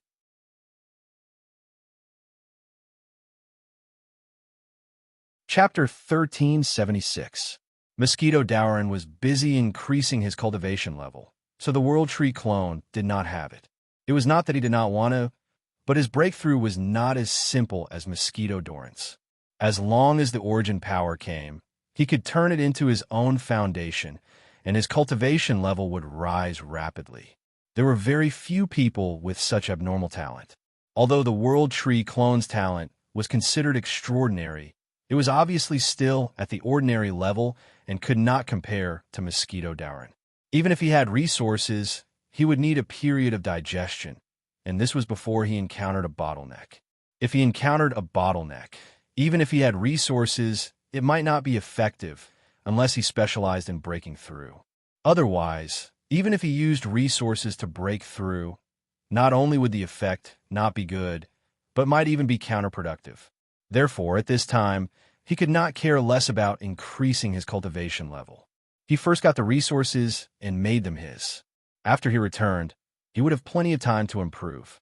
Moreover, if the resources were there, the World Tree clone would not feel at ease if he did not take them into his own pocket. After this wave of operations, the originally empty hidden treasure world gradually gained some color. Although it was not immediately filled up, at least it was no longer empty, with not even a single strand of grass. The World Tree clone's motivation was even stronger. That was not all. The most important thing was actually Mosquito Doran's cultivation level. Sometimes Mosquito Doran's talent really made Fang Qingshan a little envious.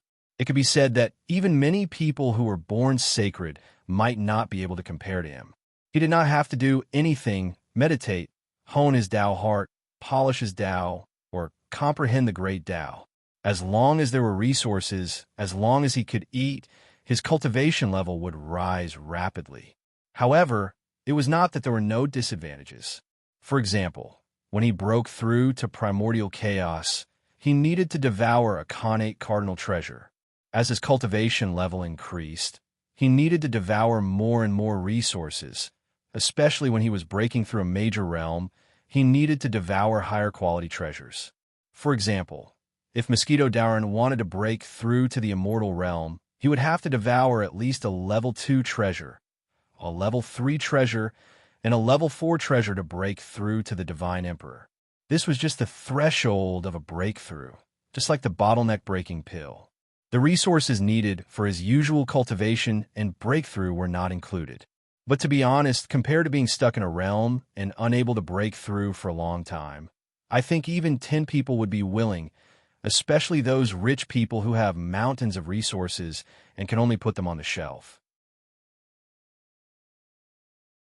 In fact, Fang Qingshan had some guesses about the origin of Mosquito Doran. With such a powerful talent, not to mention the chaos of desolation and the Pangu, even in the entire boundless void, there were only a handful of them. He thought of Mosquito Doran's name, the primordial beast. A bold idea popped up in Fang Qingshan's mind. Perhaps Mosquito Doran was a prehistoric species. There were wilderness species, primordial air species, and grandma species. Moreover, only such an identity matched his own talent. Moreover, a name could not be casually given, especially the word primordial beast. If one's virtue did not match the position, disaster would befall them. In addition, the Timeless Ark was in a similar situation to Mosquito Doran. As long as he had resources, he could continue to advance. The eternal lotus seed, the core of the Timeless Ark, was not comprehended by the heavens, but considered a prehistoric species. Of course, these were all guesses made by Fang Qingshan in his spare time. He did not know whether they were correct or not, unless one day he could break through the heavens and enter the primordial origin. However, he did not need to care about these. As long as Mosquito Doran maintained this talent, it would be fine. As for 10,000 Beast Mountain, as a peak primordial chaos ranked danger zone, especially since no one had developed it, the resources inside probably had an overwhelming advantage over low-end immortal ranked danger zones in terms of quantity. Even the quality might not be much inferior. After spending some effort, he captured the periphery of the 10,000 Beast Mountain. Mosquito Doran's cultivation level had increased faster than if he had been in seclusion for thousands of years. However, the primordial chaos realm was not inferior to the primordial chaos realm. Although he had devoured many primordial chaos realm ferocious beasts, Mosquito Doran's cultivation level had only broken through to the 8th stage primordial chaos realm. If he wanted to break through to the 9th stage primordial chaos realm, or even the peak primordial chaos realm, he was afraid that he would have to devour the entire central region of the 10,000 Beast Mountain. After all, as his cultivation level increased, the resources he needed would also increase. For example, he was at the early stage primordial chaos realm. Devouring early stage primordial chaos resources was not useless, but it was only faster than ordinary meditation cultivation. It was like taking elixir pills and cultivating in a blessed grotto heaven. If he really wanted to be faster, he would need to devour mid-stage primordial chaos and late-stage primordial chaos resources. This was the periphery of the 10,000 Beast Mountain. Although there were many primordial chaos beasts, most of them were below the mid-stage primordial chaos realm. These things were not useless, but if a quantitative change led to a qualitative change, the quantity needed would be a little large. Therefore, after devouring the entire periphery, he did not break through like the sun at high noon. However, compared to his usual cultivation speed, it was too fast. If he could devour the entire 10,000 Beast Mountain, it should not be difficult for Mosquito Dowrin to break through to the 12th stage peak primordial chaos realm. He was not the only one who had plundered the resources of the entire 10,000 Beast Mountain. Although the cultivation breakthrough of the World Tree clone could not catch up to Mosquito Dowrin, it could still break through to the late-stage primordial chaos realm or even the 10th stage primordial chaos realm after settling down for a period of time. Just as Mosquito Dowrin and the World Tree clone were plundering the 10,000 Beast Mountain, Fang Qingshan, on the other hand, was sitting leisurely in his cavern abode, leaning against the couch with a book in his hand. Beside him were stacks of snacks, a pot of wine, and a cup of tea. He was bathing in the will of the great path of life and death, and he was as relaxed as he could be. Having joined the Tao Intense sect for a period of time, Fang Qingshan had read less than half of the books on the first floor of the Tao Palace. He had originally planned to read more than half of the books on the second and third floors. However, he still felt that it was a little boring.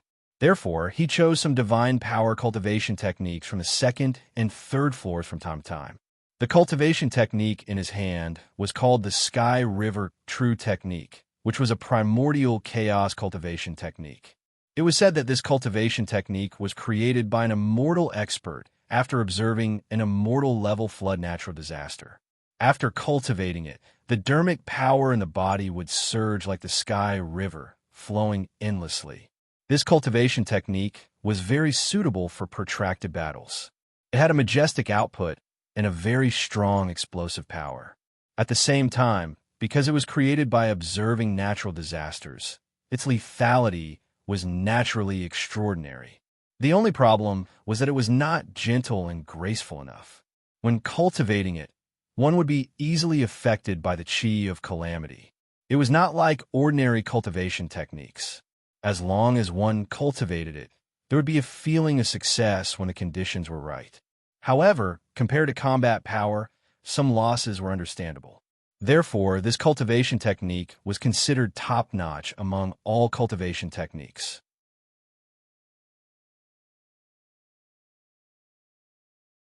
Chapter 1377. The front was surrounded by sparse bamboo, and the right was tied with a pine cover. It was elegant and picturesque. The deathly aura condensed on the ground, and the vitality flourished in the sky. Life and death intertwined, and the Tao runes were dizzy. Bathed in the sunlight, a cool breeze caressed his face. There was a cup of wine and a cup of tea, and the aroma of books filled the air. Fang Qingshan studied the Tao book while applying what he learned. He secretly activated the all-heaven Tao verification technique in his body to simulate it.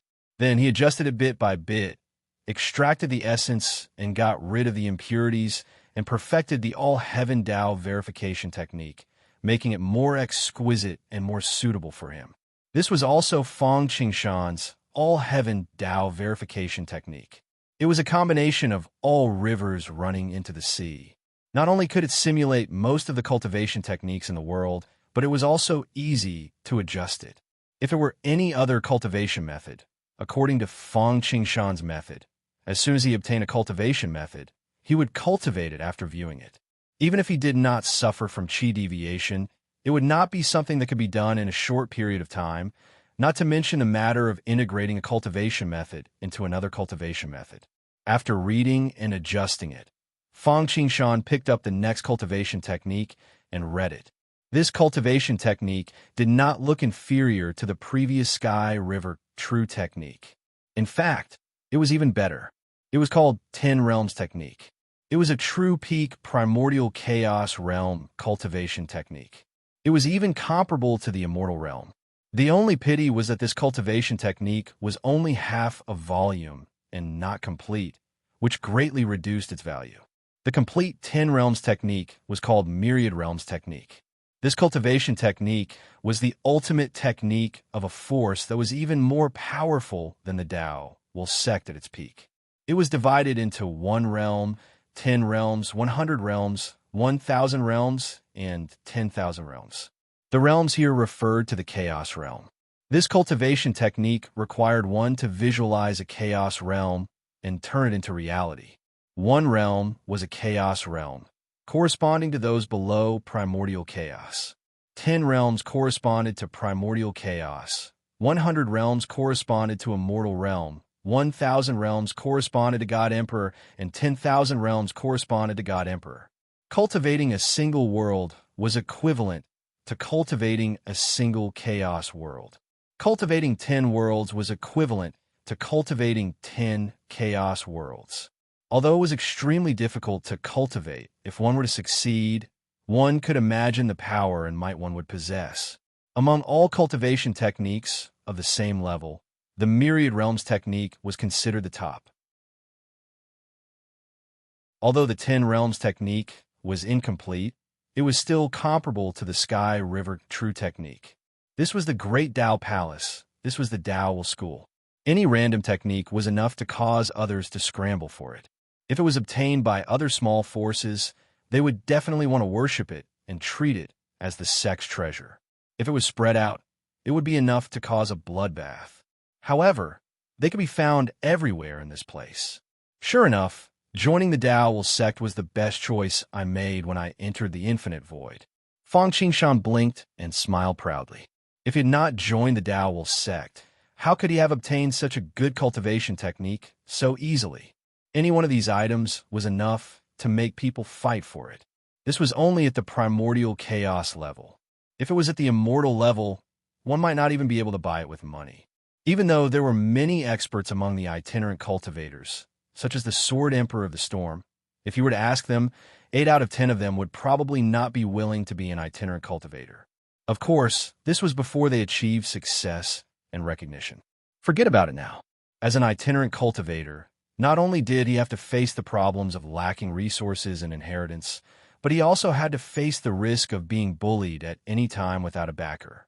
If he had not joined the Tao sect, even if Fang Qingshan had enough resources, it would be difficult for him to advance by leaps and bounds in the immortal level. Even if he had managed to do it, he would probably have to sacrifice his foundation in exchange for speed, which was very inappropriate. After calming himself down, Fang Qingshan continued to devote himself to these vast cultivation techniques and divine abilities. Since he had the conditions, he would really be struck by lightning if he did not make good use of them. For a moment, the Tao Seal characters in the Tao books shone like starlight and entered Fang Qingshan's principal spirit like birds returning to their homes. Fang Qingshan only felt that his mind seemed to have become a supercomputer, a brain. The operating speed, accuracy, and comprehension were beyond their limits, surpassing them by 10,000, 100,000, 1 million, or even tens of millions of times. In fact, because literature was the embodiment of Tao, these books were not written by an ordinary person with a wave of the brush. Instead, someone who had at least cultivated this divine ability and cultivation method to great success had branded them with the laws and Tao. Therefore, ordinary books were not casually lent out because they were afraid that they would be damaged and troublesome to make again. Also because of this, if one's principal spirit was not strong enough, he could not read 10 lines at a glance like ordinary books. However, it was also because of this that as long as one could read the full text, one would basically be able to get a glimpse of this cultivation technique. This was equivalent to a teacher teaching one step by step. As for how far one could cultivate after that, whether it was difficult for one to improve at the speed of a tortoise, or whether the pupil would surpass the master, it was all just the teacher leading the way, and the cultivation was up to the individual. Therefore, under normal circumstances, all the disciples were in a state of self-cultivation and did not have a specific master. Only every once in a while, there would be a specialized elder appointed by the technique, imparting elder to preach and answer questions for everyone. Of course, the outstanding disciples would also be specially taken in by the sect elders, but that was another matter. Now, because Fang Qingshan was reading the All Heavens history, he accidentally triggered the baptism of the torrent of history. As a result, he actually broke through his own limits once again. His cultivation, principal spirit, and laws, which could not improve at all, once again had room for improvement. After his principal spirit became stronger, reading naturally became faster and easier. Basically, as long as he finished reading a book, whether it was a divine ability, cultivation technique, or something else, he could quickly grasp the profoundness of that cultivation technique and divine ability. It was as if he had possessed the body and learned all the secrets of the creator of that cultivation technique and divine ability. Then, he would even practice it. However, even though Fang Qingshan's comprehension was shocking and he had an extremely solid foundation, he was able to use literature to convey the Tao. In an extremely short period of time, he had basically understood the profoundness of this remarkable technique. However, this did not mean that Fang Qingshan had easily grasped all the profoundness of this cultivation technique and divine ability. He could only be considered to have grasped the surface. Fortunately, he did not need to grasp all of them.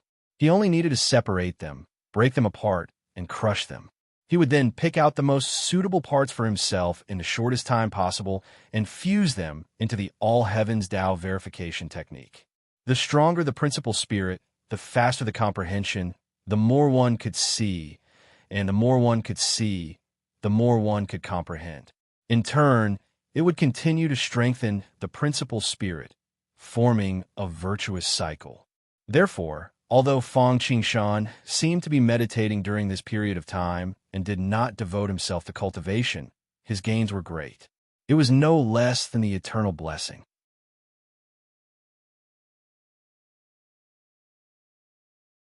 Chapter 1378. Just as Fang Qingshan was harvesting wantonly, Mosquito Daoran and the World Tree Clone were steadily advancing toward the central region of the 10,000 Beast Mountain. At the moment, the entire periphery was in a mess, and it was dead silent. Apart from the living beings that had escaped to the central region, there were no living beings here. Anything of value had been taken away by the World Tree Clone. If people found out that they were clones of the Tao, sect disciples, the entire Tao, sect would probably become a laughingstock if word got out. However, Mosquito Daoran and the others did not care about this at all. Even if they knew, what could they do? A little bit of face was obviously insignificant compared to the harvest. At the moment, the central region was already on standby. The central region was so close to the periphery, separated by only a wall. How could they not know what Mosquito Daoran and the World Tree Clone were doing? Although the ferocious beasts were lacking in intelligence, it was not that they did not have any intelligence. It was just that they were somewhat similar to Wu people. Their true spirits were naturally blinded by fiendish qi, so they liked to act directly and not use their brains. However, this did not mean that they would not use their brains if they could not act. After feeling Mosquito Daoran's ferocious power at close range and listening to the accounts of some of the frightened refugees who had escaped, all the ferocious beasts in the central region were already prepared. Due to the dignity of experts, they did not dare to take the initiative to provoke them. However, if Mosquito Daoran and the World Tree Clone dared to attack them like they had in the periphery and wanted to massacre the entire central region, they would have to see if they agreed. After all, the central region could not be compared to the periphery. This was reflected in two aspects. One was strength. Most of the ferocious beasts in the periphery were early-stage primordial chaos. Many of them were below primordial chaos, and only a small number were at mid-stage primordial chaos. What about the central region? Basically, there were no beasts below primordial chaos, and early-stage primordial chaos only occupied a small portion. Most of them were mid-stage primordial chaos, and a small number were late-stage primordial chaos.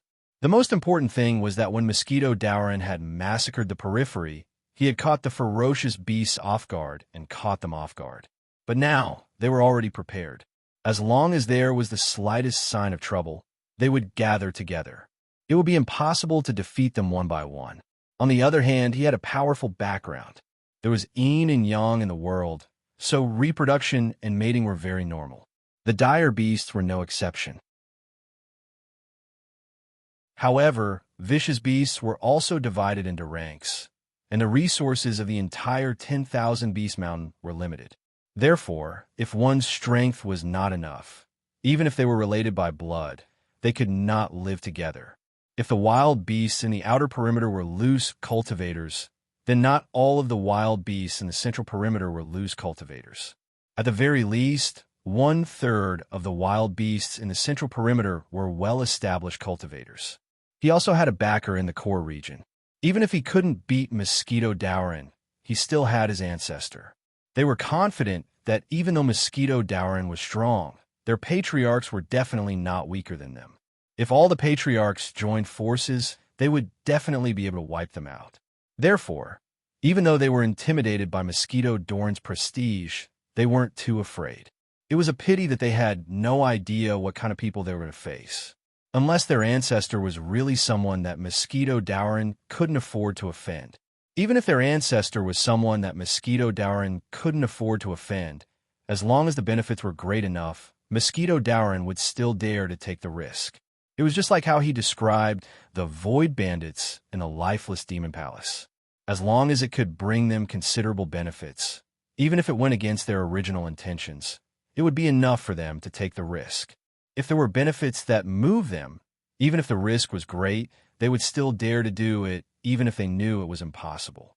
If there was a prospect of them soaring into the sky, even if they had to risk their lives and never be able to reincarnate, they would still dare to go there despite knowing that there were tigers in the mountain.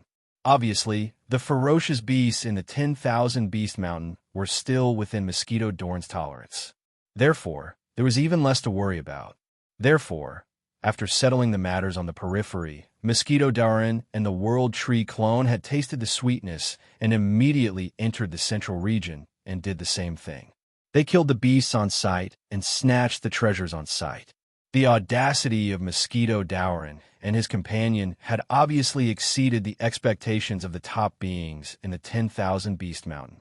They had initially thought that Mosquito Dowrin and his companion had just had a fortuitous encounter and had suddenly become experts.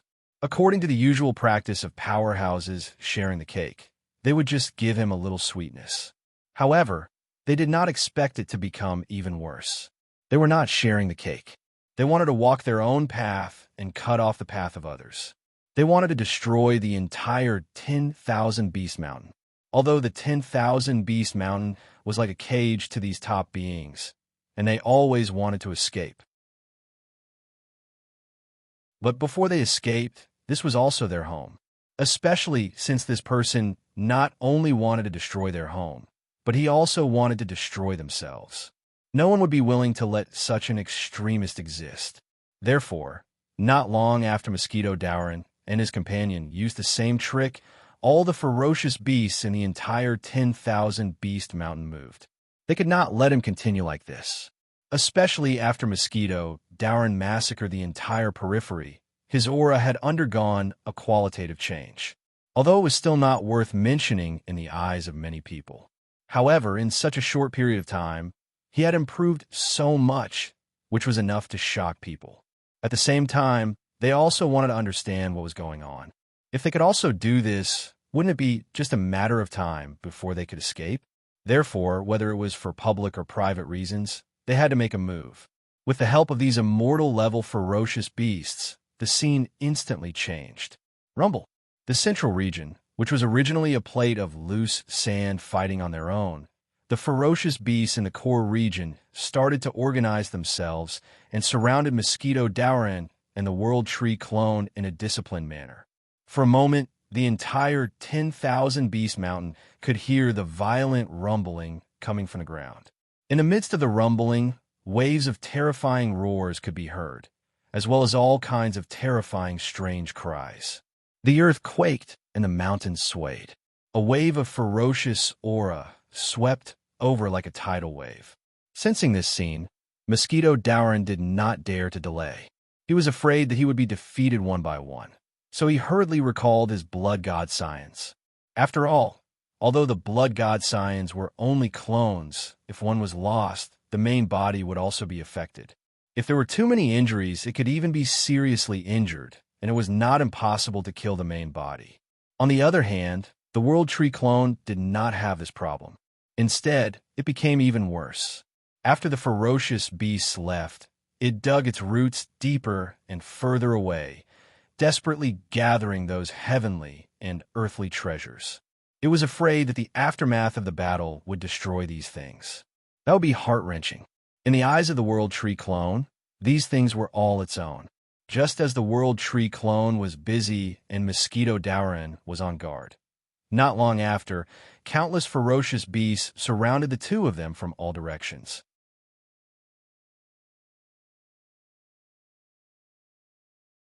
Chapter 1379. Jackals, wolves, tigers, leopards, snakes, scorpions, mosquitoes, dragons, phoenixes, cheilants, eagles, deer, monkeys, pangolins, birds, giant clawed birds, thundercloud eagles, Bifong, chaos, giants, bugs. Inglin, Mao Yukuan. 10,000 Beast Mountain was indeed 10,000 Beast Mountain. It wasn't just about the numbers, but also the types. Even Mosquito Dowrin couldn't name many of the beasts, even though he had records of them in the Dao Palace. But the records were common. Moreover, the dire beasts were constantly being replaced by new ones. Therefore, it was normal that he couldn't recognize all of them. However, the densely packed beast tide and soldier tide that covered the sky and covered the earth swept over like a tidal wave. It was truly a terrifying sight. Their target was undoubtedly Mosquito Dowrin and his clone. They wanted to let the two feel what it meant to have no way out. The aura they emitted was even more shocking. They were all at primordial chaos. Below that level, Mosquito Dowrin had slaughtered them all. There were also many Immortal Realm experts. It wasn't any less than the situation when they were chased on the way back. There weren't even many Immortal Realm experts. Below primordial chaos, the number of Immortal Realm experts far exceeded the previous time. If it were someone else, their legs would have turned to jelly, their breathing would have stopped, and their heart would have stopped. They might have even turned to flee. But Mosquito Dowrin and the World Tree clone didn't. Not only was he not afraid, he was so excited that his whole body was trembling. They didn't panic with food in their hands. With power, they naturally weren't afraid of how many or how powerful they were. Now that everyone was gathered together, they didn't have to waste time looking for them one by one. Caw! An unpleasant, primordial spirit-shattering sound of a crow resounded throughout 10,000 Beast Mountain. Then a fireball fell from the sky, as if bathing the East Sea. Three-legged golden crow. As the top and strongest beast of 10,000 Beast Mountain, it had been in a deep slumber but was awakened by this accident. How dare you? Outsiders, you don't even have the cultivation of an undying, yet you dare to massacre my 10,000 Beast Mountain. Do you not want to live anymore? Others might not be able to tell, but the three-legged golden crow had a special secret technique. It could recognize Mosquito Dowrin at a glance. Although both of them could be considered beasts, they were not native beasts. When these words came out, the entire myriad beast mountain erupted. They had been wondering why a giant owl had suddenly appeared in the 10,000 Beast Mountain. It turned out that it had come from the outside world. No wonder it was so unbridled and wanted to exterminate the entire 10,000 Beast Mountain. Every one of them wished they could tear Mosquito Dowrin and Mosquito Dowrin into shreds. However, due to the presence of the three-legged golden crow and the strict hierarchy of dire beasts, they were able to suppress themselves. On the other hand, the three-legged golden raven, the king of ferocious beasts, did not attack immediately. It was not because he did not want to, but because he felt a strong sense of danger from Mosquito Dowrin. This really puzzled him. After all, Mosquito Dowrin, and by Yunfei, only had a late-stage primordial chaos cultivation level. Could it be that they have some powerful trump card? This was what the three-legged golden crow thought. It's not up to you to decide whether you want to live or not. If you know what's good for you, submit to me and offer up your collection. Maybe I can spare your life. Otherwise, deep in the encirclement, not only did Mosquito Dowran not show weakness, but he also clamored for the other party to kneel and surrender. Kill. Not to mention that the three-legged golden crow was a ferocious beast. Even an ordinary person would not be able to tolerate someone so much weaker than them being so impudent in front of them. Traces of anger were gathering, and there was anger rising. It exploded in the shortest time possible. The three-legged golden crow flapped its wings. All the ferocious beasts, regardless of whether they were primordial chaos or immortal, rushed over together. "Humph. Do you think I'm afraid of you?" Mosquito Dowran sneered. This was the moment he had been waiting for. He slapped his forehead and took out the timeless Arkansas. Just like last time, he took out the eternal barracks and released the eternal Tao soldiers. Dong, dong, dong. Then the 10,000 beast formation breaking drum sounded. It was a boundless and ancient drum sound. It charged into the sky and pierced through the sky. The 10,000 beast formation breaking drum could not only be used as a sound wave attack weapon, it could also be used as a stimulant or a blood explosion pill to buff the comrades, raising their combat strength and morale. Fight! Fight! Fight! As expected, as the 10,000 beast formation breaking drum sounded, the Tao soldiers seemed to have been injected with chicken blood. Bravery and fighting spirit surged from their blood. They roared towards the sky, as if their bodies were filled with limitless energy. These eternal Tao soldiers were not used to deal with the beasts below undying. Against the beasts below undying, there were other people.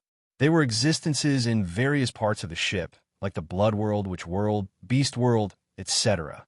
Although they could not compare to eternal Tao soldiers, they had Tao soldiers. Most importantly, they had more people. Then came the formation, the Jodion Star Formation and the Nine Bends Yellow River Formation. Just like last time, the two formations suppressed the undying. The difference was that although there were not as many undying beasts this time, there were still a dozen.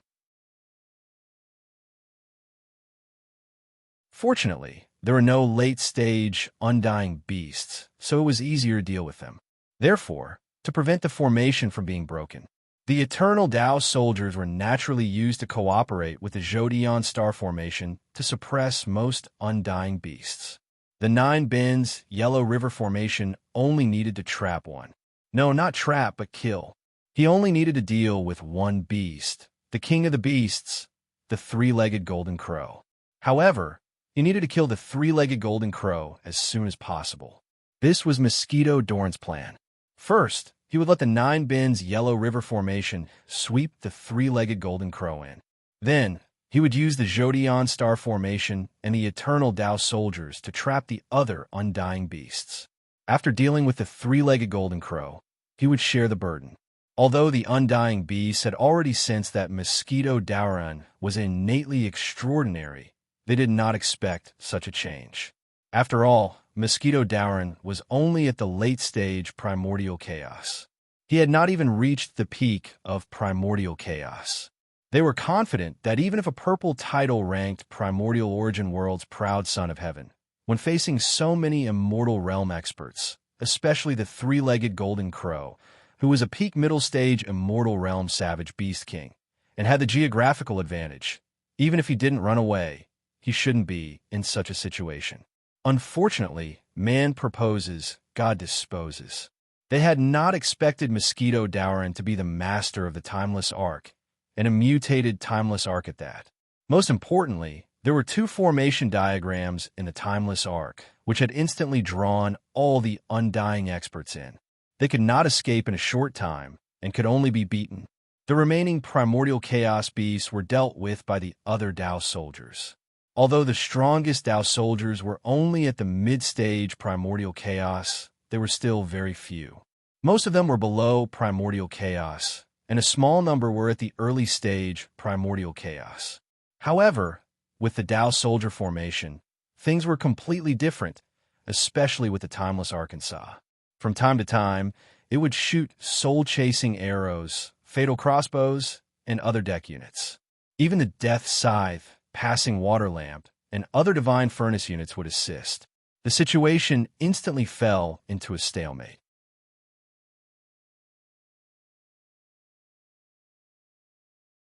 Chapter 1380.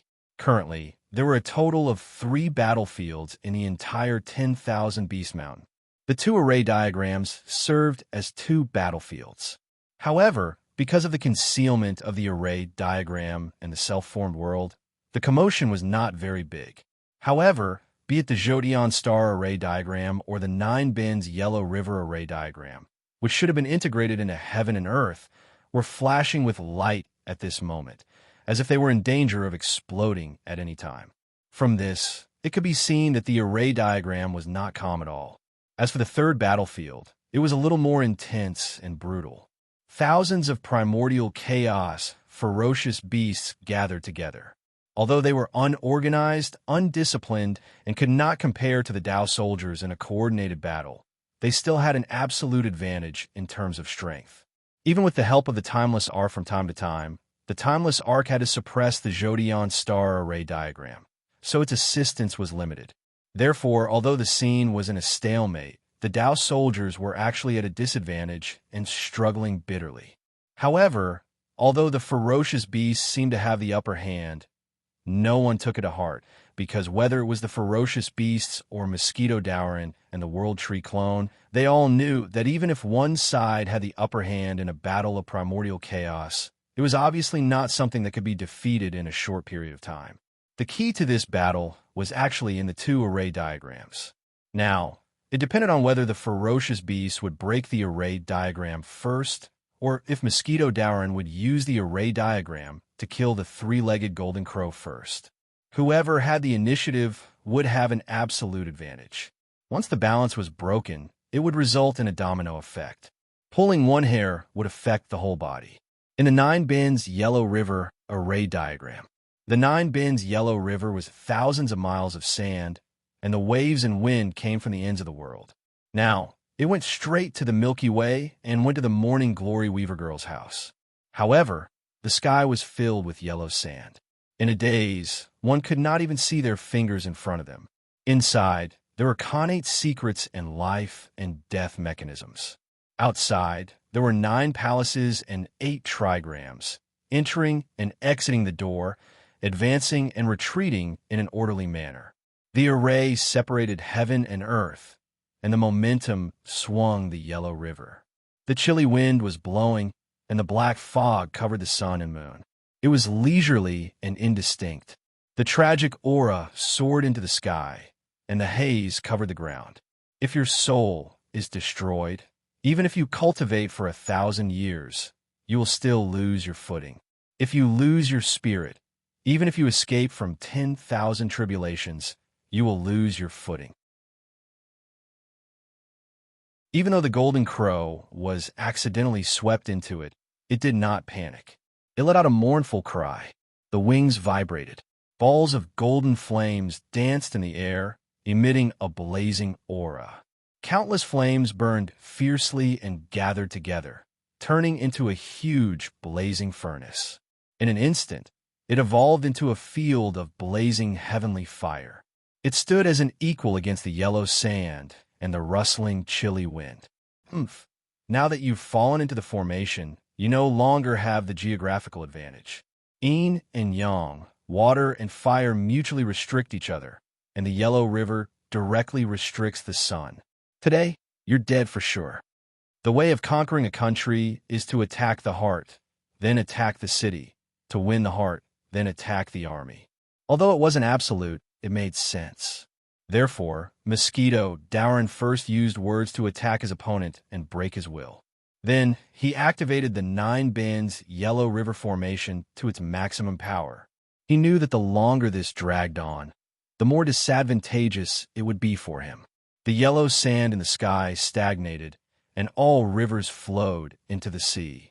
In an instant, a shiny golden object that was no different from the primordial chaos golden dipper was formed, but in terms of power and grade, it was far superior to the primordial chaos golden dipper. On the other side, the 9 Bins Yellow River also circled together and turned into a sharp blade. On it, there was an endless pool of autumn water that rippled with beautiful water patterns. It gave people a dreamy feeling. "Kill!" Mosquito Darn shouted. First, the primordial chaos golden dipper moved. It instantly appeared above the golden crow's head and slowly rotated. Wisps of golden light sprinkled down, seemingly harmless. However, wisps of the sun's origin power were being stripped away at a visible rate. His cultivation level was deteriorating. At the same time, the autumn water-like sharp blade also moved. As the sword fell, the sword chi was like a rainbow, rolling over like a dragon and a snake. One could vaguely see a long azure river in a colorful origin space. The origin of the river was unknown, and its whereabouts were unknown. It was as if it had extended from the beginning of time, spreading across the universe. As it extended, it presented a picture of 9 bends and 18 bends. It was constantly twisting and changing. This river was no ordinary river. It was an evolution of the great Tao of water of the world. With the advancement of the timeless arc, the 9 bends yellow river formation would naturally change. The origin of the yellow river in the desolation obviously couldn't keep up, so Fang Qingshan directly evolved the origin of water. Chirp! The golden crow obviously didn't expect this formation to be so strange and powerful. The strange thing was naturally the primordial chaos golden dipper, which could actually wear down his cultivation. The powerful thing was the origin water sword. When the sword fell, it seemed to be facing all the rivers, lakes, seas, and water in the entire heavens and realms. The formation originally weakened his strength. Water restrained fire, and Yin restrained yang. This was a critical moment of life and death. With a shrill cry, he faced it directly with his true body. A pair of sword wings spread, setting off continuous ripples in the void. First, he broke through the air towards the primordial chaos golden dipper. For him, although the sword was powerful and water restrained fire, what gave him the biggest headache was the golden dipper that weakened his cultivation and magic power. Of course, he didn't let the sword go. His wings were like knives, slashing at the golden dipper as if he had crossed the void. Facing the sword that seemed slow but was actually fast, he used the golden beak to attack like a divine sword. This 3-legged golden crow was indeed one of the ferocious beasts of the 10,000 Beast Mountain. It was about to reach the late stage of immortal realm and break through the shackles. It would leave the 10,000 Beast Mountain and fly freely in the sky and the sea. Although it didn't have any spirit treasures, its pair of wings and beak had been refined to the peak. It was no worse than a second-grade treasure. Its wings crossed and golden light flashed. It was as fast as a pair of scissors. Yin and yang Tao patterns crisscrossed on it, swallowing and spitting sharp light. It seemed like it could cut the void in front of it at any time. Yes, it was yin and yang, not the sun, because he had already comprehended the Tao of the sun to the point that the extreme of yang gave birth to yin. Crack! The golden dipper that was formed by the sand of the yellow river was broken and turned into yellow sand that scattered in the air. The autumn water sword didn't fare much better. It collided with the beak. There was a clink and the sound of metal colliding. The space seemed to be frozen for a moment. After a short pause, bang! The autumn water sword suddenly exploded, turning into sharp light and sword aura that scattered in all directions. All of this happened in the blink of an eye. Although the ferocious power of the 3-legged golden crow was somewhat beyond Mosquito Doran's expectation. Fortunately, he didn't just prepare this move. He also knew that it was impossible to defeat the 3-legged golden crow in a short time with just the formation. After taking out the primordial chaos golden dipper and the autumn water sword, he also took out the bell of chaos, the thunder flag, and the red lotus of fire from the divine furnace unit of the timeless Arkansas. He was prepared to finish everything in one go. You're tuning into the Warrior Lore YouTube channel. Don't forget to subscribe and join us on this journey to catch the most captivating stories.